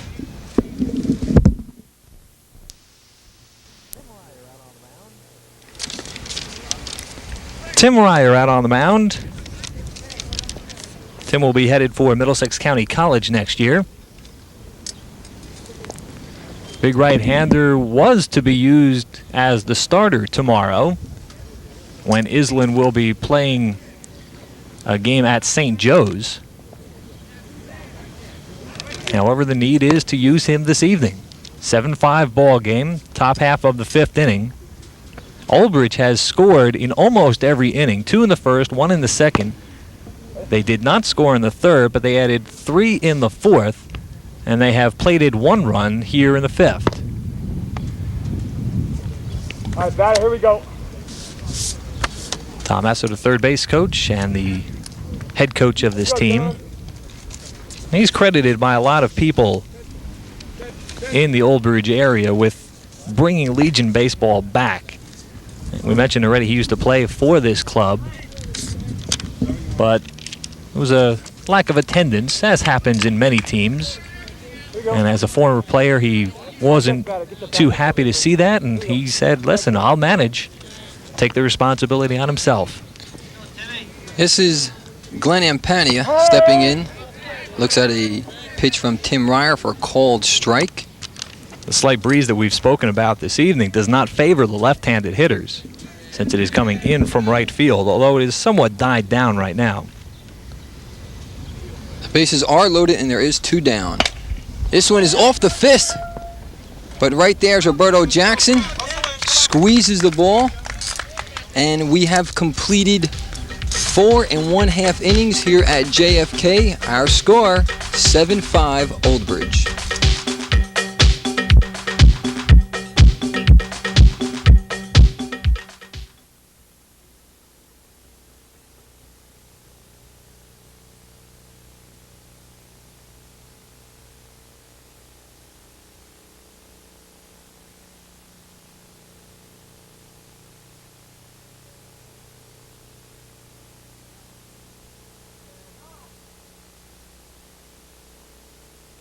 Nine.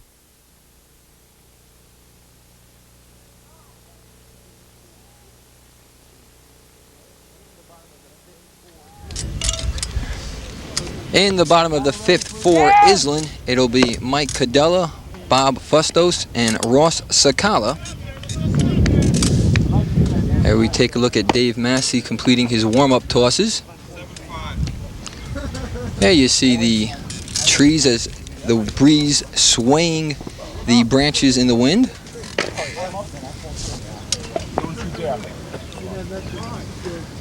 For a while, Paul, I thought we might have a afternoon shower with that high humidity hovering somewhere around the same temperature level in the low 90s, but we lucked out this evening. Well, hopefully the rain will be on its way. Yes, at about 9 o'clock tonight, once I'm home. It'll be fine. Here's Mike Cadella. Looks at a fastball from Dave Massey outside. Go, David! Let's go, man. Mike 1 for 2. That one's on the inside. 2 balls and no strikes to Mike Cadella. Take him on it now.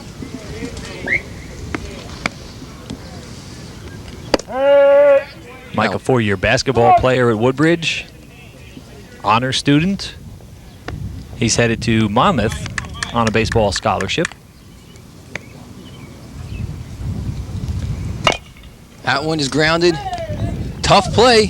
Here's the throw to first, and they get him. Brian Donnelly had to wait for that high hop to come down. He started to charge, realized if he came in too quick, the ball would be over his head. He waited, and then made a strong throw to Joe Miller for the first out. His 4th assist of the day. He also has a putout, so he has been very busy down at third base this afternoon. Up steps Bob Fustos. Bob perfect today. 2 for 2 with a run scored back in the 2nd inning. Pair of infield singles, which I hope is good news for him coming off that heel injury. I think I mentioned earlier, Paul, he only had 2 at-bats all season prior to this game. And again, that because of the injury.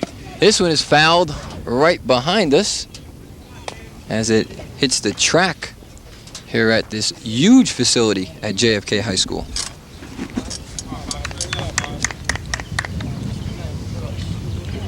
So Bob went quickly from an 0-0-0 hitter to, at this moment, a 500 hitter. That pitch is low and inside. Count 1-1 to Bob Fustos. There you see him adjusting the batting glove on his right hand. 1-1.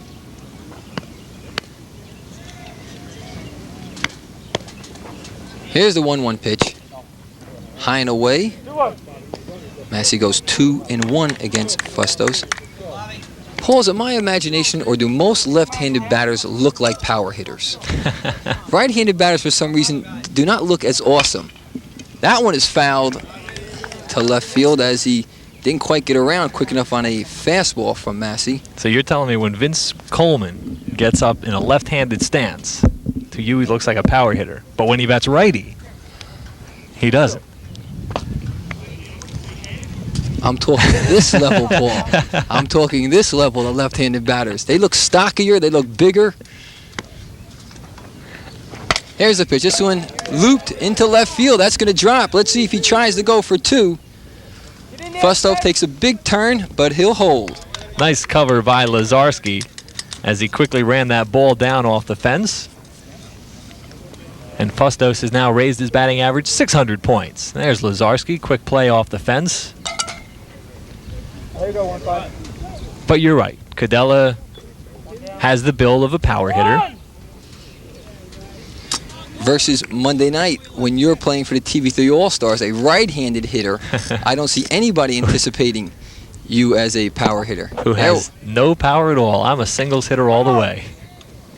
He's modest, folks. Last year in a game, he put a ball on the roof of a school about 350 feet away. This is Ross Spychala. Ross steps in. There's one down and one man on here in the bottom of the fifth. Looks at a pitch low and away.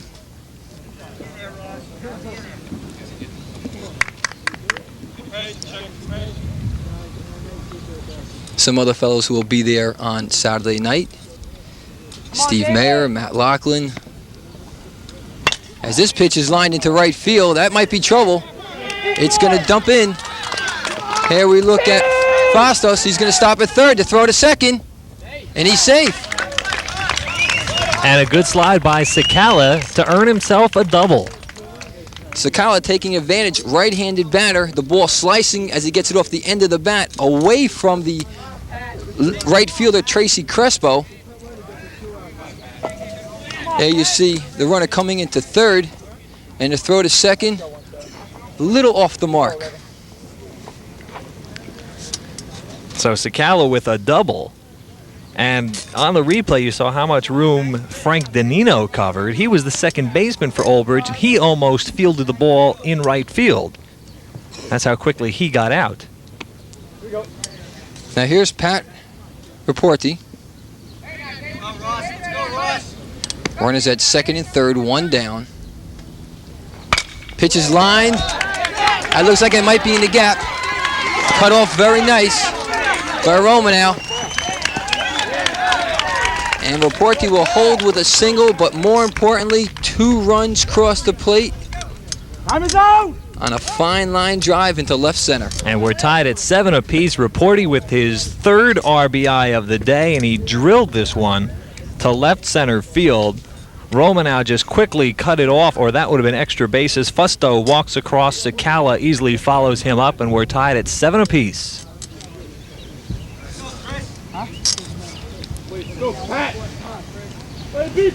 A few off of the end of the bat hits, and then that crushing I blow got pitch runner at first base. by okay? Pat Raporti. Quinones. Pinch runner at first base, Ricky Quinones, will take to the field. Quinones generally plays outfield, but he is in now to pinch run for Raporti.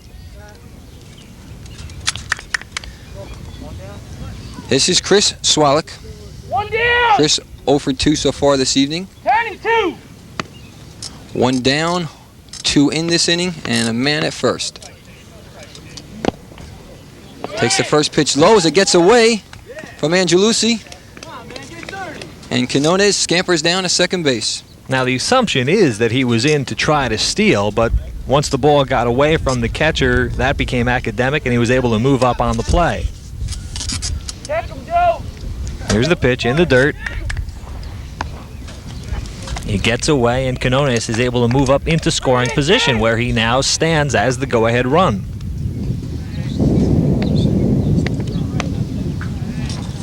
Massey with the delivery. Go! Another ball to Swalik.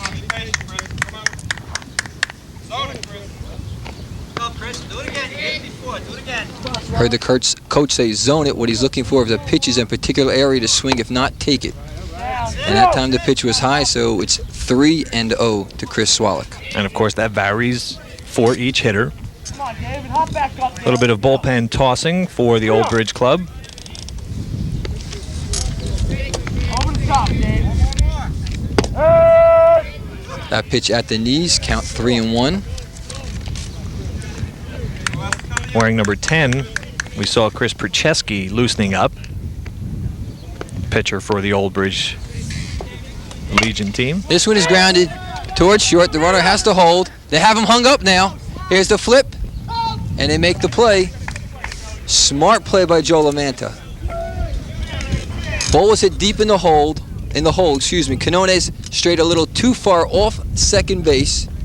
Quick flip to Donnelly, and they get him at third. Well, the general rule of thumb is if the ball is hit in front of you, you hold your base.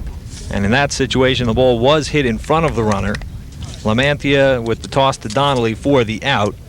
So now with 2 down, it is Swalek as the lone base runner for Iselin. And I wouldn't be surprised to see him steal.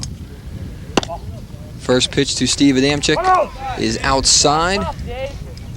Dropping down. Steve 2 for 3. Scored way back in the first inning. I've always been a big fan of the 2-out steal in a situation like this. If the runner's thrown out, you're back to your leadoff hitter. Matter of fact, there he goes. And there's the throw to second. Looks like they got it. They call him safe. Well, the throw was off the base, and Danino had to come in front of the base to catch it in the air and then reach back. And because of that, Swalek is in. And again, the 2-out steal, I think, is one of the best plays in baseball. If he's out, you've got your leadoff hitter back up again. If he's in, which he did in this case, now you got a chance to score him. And it's even a smarter play if your batter's behind in the count. Here's Massey's pitch. This one is fouled away. Stays in the screen. And to carry that even one step further, now with 2 outs, even if you don't have a very fast runner at second base, he's going on the crack of the bat. More than likely, he's going to score on any type of single. 1-2. Time. Time is called. And that's what the Iselin team is looking for right now. Any type of single, any type of hit to try and regain the lead. They've been playing catch-up through most of this game. Here's Massey's pitch. Low and away. Old Bridge led 2-1, 3-2. Iselin then took a 5-3 lead before Iselin took a 6-5 lead, which they increased to 7-5, but now we're tied at 7 apiece. Take it. Took him. Said the ball hit him. Might have gotten him just on the hip or on the stomach. Here's another look at it. Off Got the him thigh. just on the leg. As he jumped up, it hit him in the leg. Massey getting himself in trouble a little bit here. Roberto Jackson will step in. Jackson, left-handed hitter.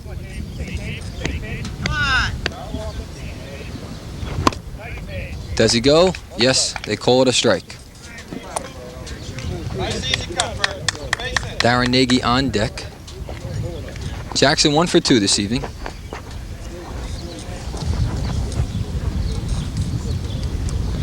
Stay FD. 0-1.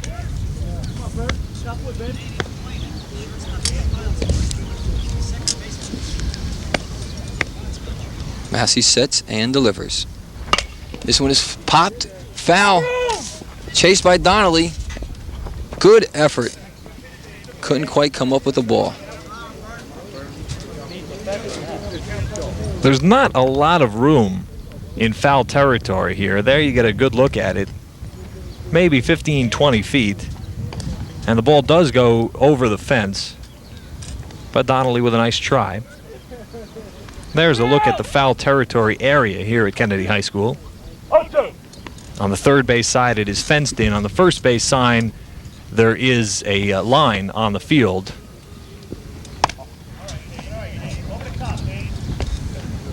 approximately the same distance as third base. Even though there's a lot more room over on the first base side, there's really only about 15 feet of foul territory.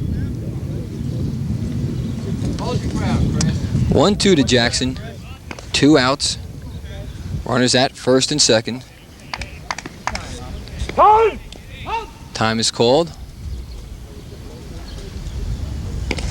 And Paul appears to be getting a little darker as the sun starts to set. Not quite as bright as it was about an hour and a half ago when we started this game. Here's Massey's pitch. Here we go, in and out. Strike 3. We have completed 5 here at JFK.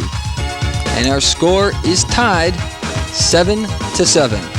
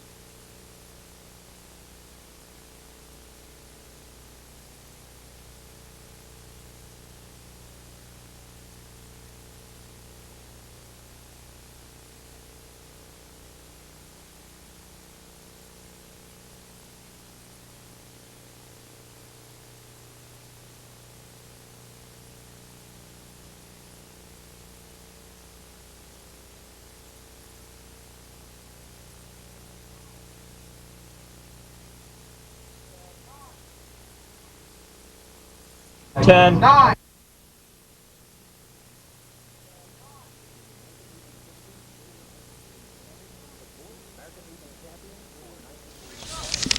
The American Legion champions for 1987, the Boyertown Bears of Boyertown, Pennsylvania, post 471.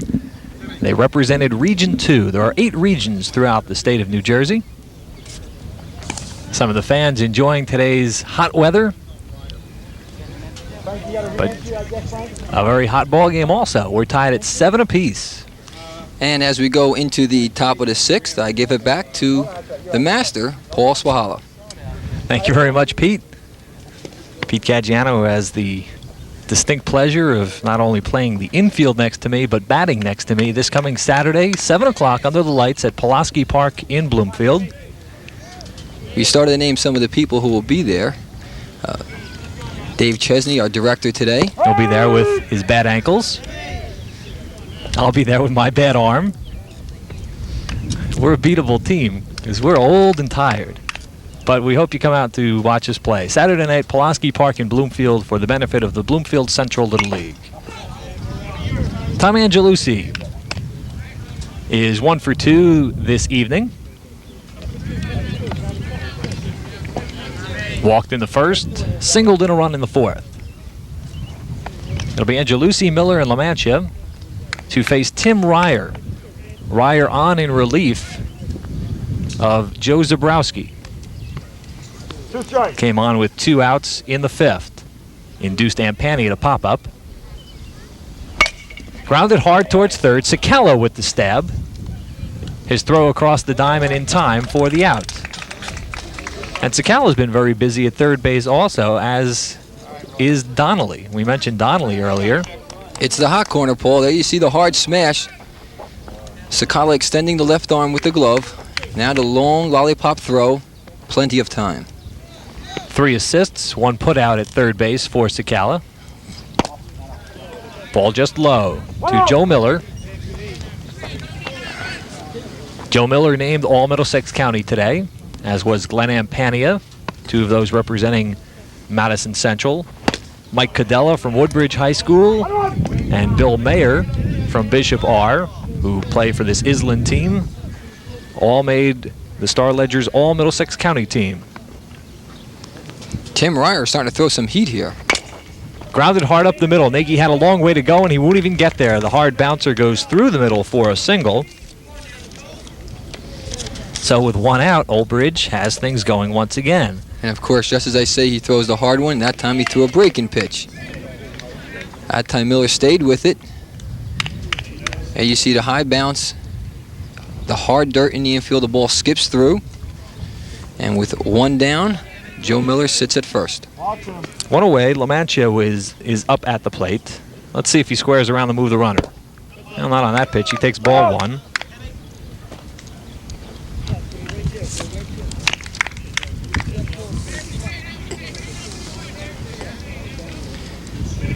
Lamantia is 0 for 3 today, struck out twice. Lamantia, the team captain for this Old Bridge Legion club.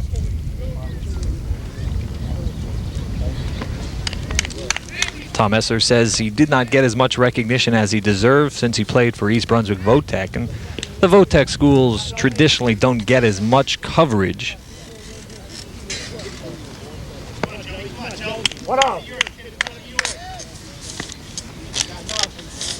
Ryer with the runner on first. There's a strike. We're in the top half of the 6th inning, and we really couldn't have picked a better one for our American Legion debut on the TV3 Action Arena. We're tied at 7 apiece here in the top of the 6th.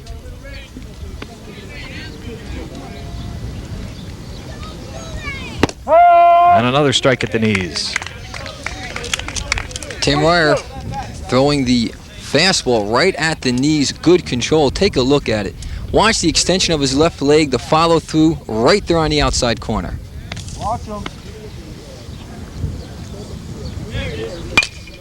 Smash towards right field, coming on, and Fustos makes the play. Ball was hit hard and initially jumped off the bat, but right at Fustos for the second out of the inning. Paul, also the wind blowing in from right to left held that ball up for Bob Fustos and made it a routine play for him. With 2 away, Brian Donnelly will move in. We have not yet had a 1-2-3 inning, and because of the single by Miller, we will not have one this particular half inning.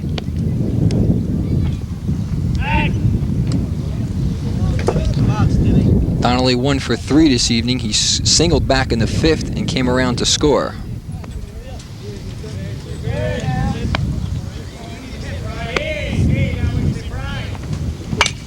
Smash towards right, Fustos backtracking, but he's got it in time for the 3rd out of the inning. No runs, 1 hit, no errors, and 1 man left on base. We are tied at 7 as we head for the home half of the 6th.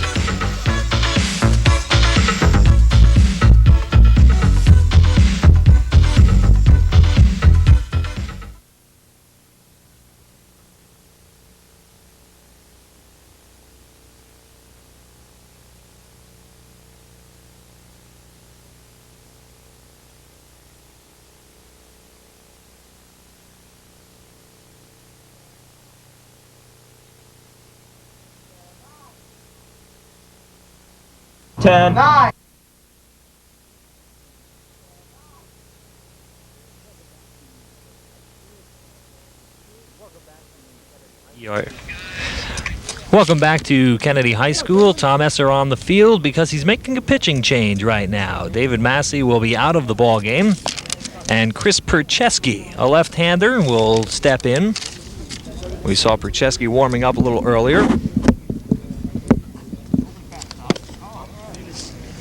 So Percheski, the new pitcher in the ball game, he'll have a few pitches here to warm up. Enough time for us to tell you the Yogi Berra story. Okay, Paul. All right, back in 1942, Yogi Berra was playing for a Legion team that qualified for the national playoffs. And as a matter of fact, he was in a game against Gene Mock. Well, Yogi's team also had a future major leaguer named Roy Sievers on the team. But they did not bring Sievers out to the playoffs, which were at the time being held in Manchester, New Hampshire. And when asked about that mistake, because his team eventually lost, Yogi Berra, in typical Yogi Berra fashion, said, "We made the wrong mistake." A little bit of history of American Legion baseball. And we are having a great time here. 7-7 ball game. We're in the home half of the 6th. Nagy, Mayer, and Cadella due up for Iselin. First pitch fouled off. For Iselin, that's the 3, 4, and 5 batter, so this is their power. There is, by the way, the possibility of a tie. It's like that every time. Massey looking on. His final line, 5 innings, 10 hits, 2 strikeouts, 2 walks.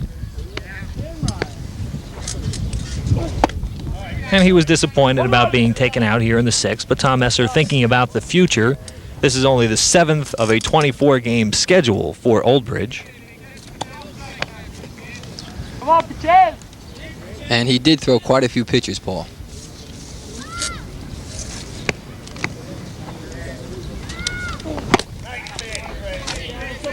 And certainly Procheski is ready because he is throwing heat early. Procheski with that typical left-handed delivery, slow and deliberate, but then whips that left arm and the ball flies through the air. Work with Tommy now, Chris. Work with Tommy.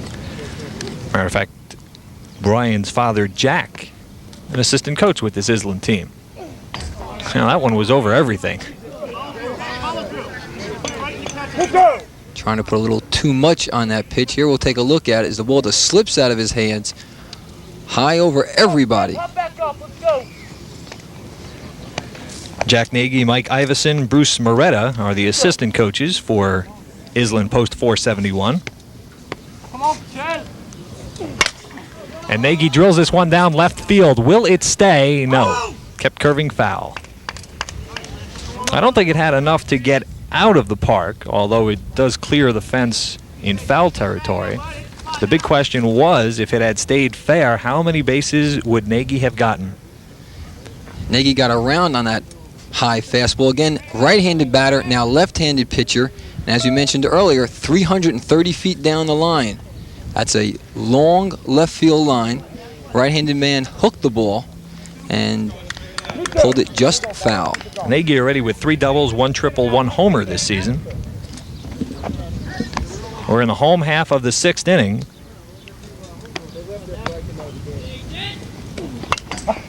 Just got a piece of it. We have not yet had a 1-2-3 inning, and we've only had 3 half innings where teams haven't scored. For Old Bridge, they did not score in the 3rd or the 6th. Iselin did not score in their 4th.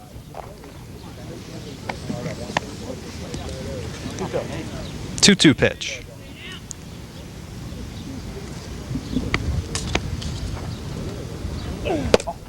Full count. 3-2. Now is the time for someone to go out there and talk to Chris Procheski. He's trying too hard. Instead of just going up there, getting his signal, and throwing the ball to the plate, he's trying to put a little too much on the pitch. He ran this count full, and this is the leadoff batter, Nagy. Here's the payoff pitch. Hit high and foul. Will Miller have room? That's the question. And you see that line there, that is the out of play line. Our truck parked just behind it. I thought the truck might be in danger again. But Joe Miller stayed with the ball as the wind blowing in from right field held it up. Here we'll take a look at it. Off the end of the bat as Nagy chased an outside pitch. 1 down. And you'll see Miller in our picture right there, circling. With room to spare. Yes, but looking down, he knew he had to watch his feet by that white line. One away, Bill Mayer, the catcher. Head now. Where you at? Over 2, but he drew a walk and scored in the 3rd. And just before Miller caught it, you heard the coaches on the Old Bridge side, and they are seated on the first base side, call out plenty of room. And Miller knew that he had plenty of room to make the grab. That's one nice thing about having your bench on the same side when you're making a tough play, such as Miller just made. Strike at the knees. As I mentioned earlier, there is a situation where there can be ties in Middlesex County Legion ball. After 5 innings, when we've certainly have passed that point, if we're tied at the end of darkness, each team will get 1 point. We showed you the standings earlier, 2 points for every victory, and so far there have only been completed games in Middlesex County ball. But should we have to call this one because of darkness, each team would get 1 point. And that is a possibility, Paul, because it is getting dark. 2-2.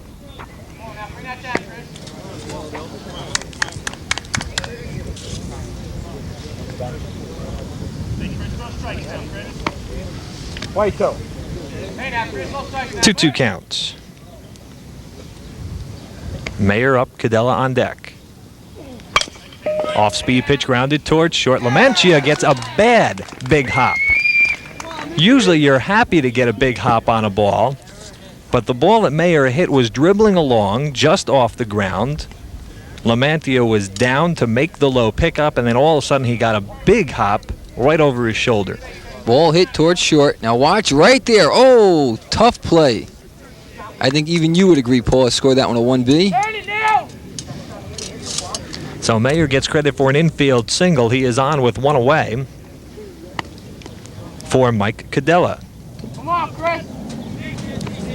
Caggiano grounded out, reached on an error and grounded out on the move Mayer, and he has the stolen base.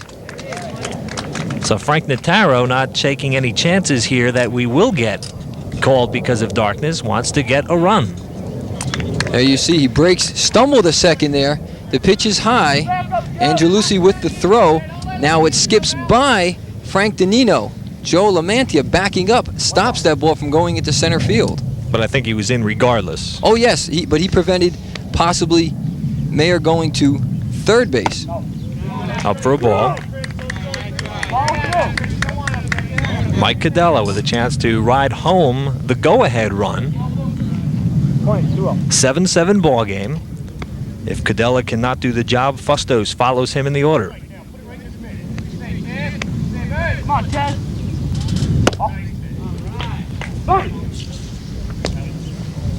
I'd like to give a quick thank you to Tom Esser and Frank Notaro for all their help in preparing for today's game with statistics, background information, and especially thanking Frank and everyone here at Kennedy High School for their cooperation for our setup.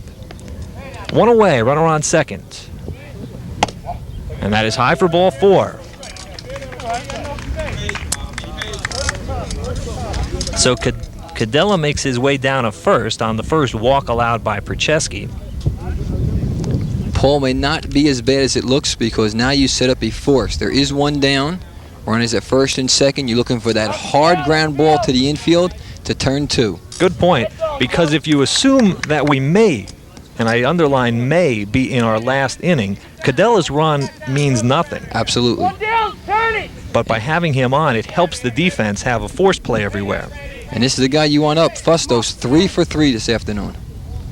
He takes a strike at the knees.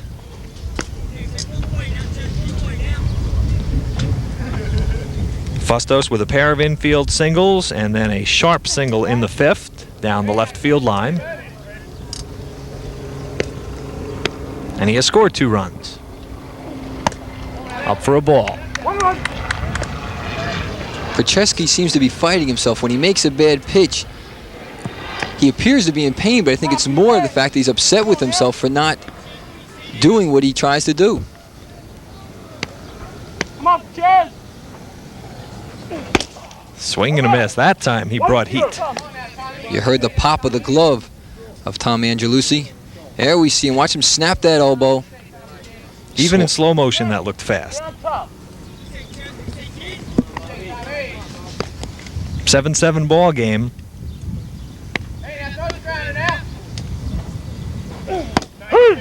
Strike at the knees. And Fustos is gone looking, 2 down now.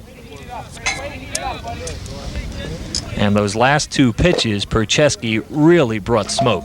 Fustos must have been looking for a breaking pitch because this one was right down the middle. The bat left on his shoulders. So there's 2 down and 2 aboard here in the bottom of the 6th. Ross Spychala. Spychala 2 for 3. That's the situation. We're tied at 7. Home half of the 6th, 2 outs. And we might not be tied anymore. Spychala with the sharp single to left. Coming around, trying to score is Mayer. He will be in with the go-ahead run. So Ross Spychala delivers with a sharp line drive just over the outstretched glove of Joe Lamantia. He hit a rope. Look at that. Stays with the ball. Notice his head was down, watching the bat meet the ball. Drills it into left field. Lazarski comes up quickly. Keeps the runners at first and second. But there scampering home is Bill Mayer, and it is now 8-7. For Spychala, his third hit today. 2 away, Pat Raporti is back in the ball game. Raporti started the game as designated hitter. In his last plate appearance, he singled, was replaced on the Bates pass by Ricky Canones, but because of the high school re-entry rule, he is eligible to come back in the ball game. Raporti has knocked in 3 today, a sac fly in the second, and that single that we just spoke of was a 2 RBI single in the 5th. Hard grounder up the middle. Lamantia gloves it, and the throw to second for the out. But in the inning, Iselin scores 1 to take an 8-7 lead. We'll be right back, maybe with more baseball, maybe not. We'll let you know.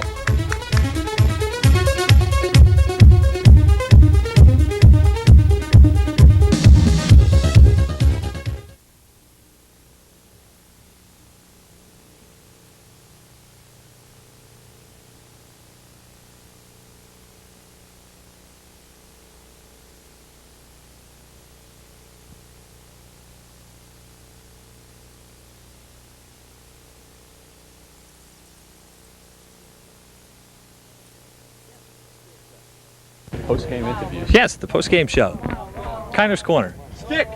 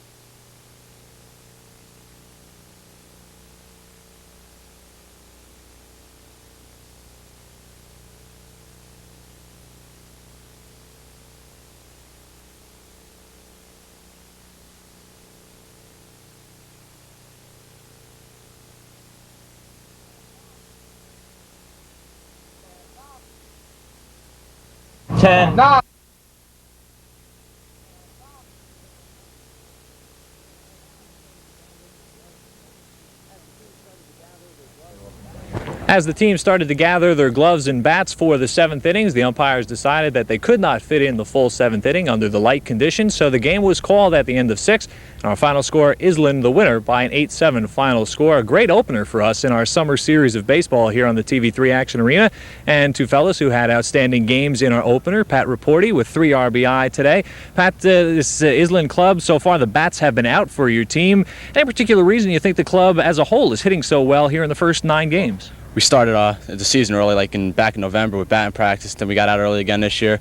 We just came around. Everybody hitting high school and stuff came around hitting real good. Unfortunately, for the last 3-4 days, the temperature has been terrible. How has that affected the club? Is it just difficult to even think about getting up for a game? Yeah, we haven't really been up for too many games lately. It's a good thing we could get the bats going. Because the way we've been playing, we haven't really playing on top of our game the way we should be. Tonight, however, gives the team a chance to play from behind. For most of the game, the club was behind. A different situation for this team. What was the attitude like on the bench? Well, we decided to get together and get up and let's get our butts in gear. Well, Pat, thanks very much for coming by. Congratulations, 3 RBI night. But the fellow who had the big RBI on the night, Ross Spychala. Ross, first of all, let's talk a little bit of defense. You took a hard one off your leg early in the game, and I'm sure that's, again, a condition of the weather. That infield must be hard as a rock. I don't know. I'm not really a third baseman. I'm just playing where Mr. Notaro puts me. I'm a catcher, but I hurt my arm, so I'm just playing somewhere where I can get at bat. And you made some nice plays out there. Let's talk about getting up at bat. 7th, bottom of the 6th inning, score tied, 2 out. What was going through your mind at that point? I just wanted to hit the ball somewhere. I knew there was a man on second, and trying to keep my head down, concentrating on keeping my head down. And I knew he was going to throw me a curveball the first time because I don't really hit curveballs too well. And there it was, and I just poked it. And did you know how close the shortstop came to the ball? Yeah, I was watching all the way. Well, Russ, congratulations on the game-winning hit. Frank Notaro, why don't you step on in here? Your club now 8-1 on the season. And as Pat mentioned, the bats have been out so far for the club. A lot of runs scored. Last 2 nights were close games, but yet you're scoring a lot of runs. We've been hitting pretty well, but we've been playing a little sloppily, as you saw tonight. We've worked hard, and we've got a good team, and to win on a night like tonight just shows how good we can be. And we just hope we can start playing some defense From the roster you gave me, you have quite a load of pitchers on this team, although I know you said before the game you didn't want to have to go to your bullpen, but eventually you had to tonight. Right. We have a lot of good pitchers. We have a young team. We only have 5 boys that we'll be losing next year, so we should be good again next year. All right. Well, Frank, thank you very much for all your help, and congratulations on the victory. Thank you very much. All right. So Iselin, a winner again today by the final score of 8-7. And Pete Caggiano, we really couldn't have asked for a better one to open up our summer series of baseball. Back and forth, but finally Iselin comes through with the win on the Spychala hit in the bottom of the 6th. We had a great game tonight. You saw just about everything. You saw some power hitting, you saw some timely hitting, some good defense, some good coaching, a few hit and runs where they had the shortstop or the second baseman in motion and the batter executed perfectly by hitting behind the runner. We had a great time tonight. Iselin picks up their 4th win in a row as they knock off Old Bridge by a final score of 8-7 to improve their record to 8-1. We'll be back next Wednesday in Essex County for Vailsburg against Verona as we continue our summer look at baseball on the Action Arena. For Pete Caggiano, I'm Paul Spychala. Good night, everyone.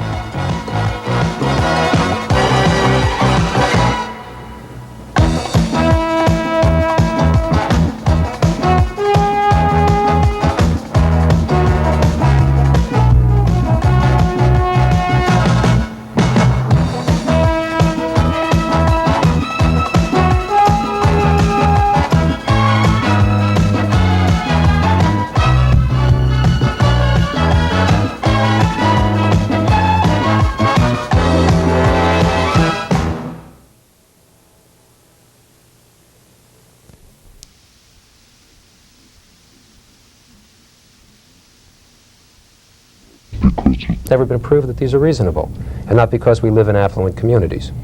John, I'm going to have to cut you off there because we have to take a short business break, but we appreciate you being a part of tonight's program. And let me also remind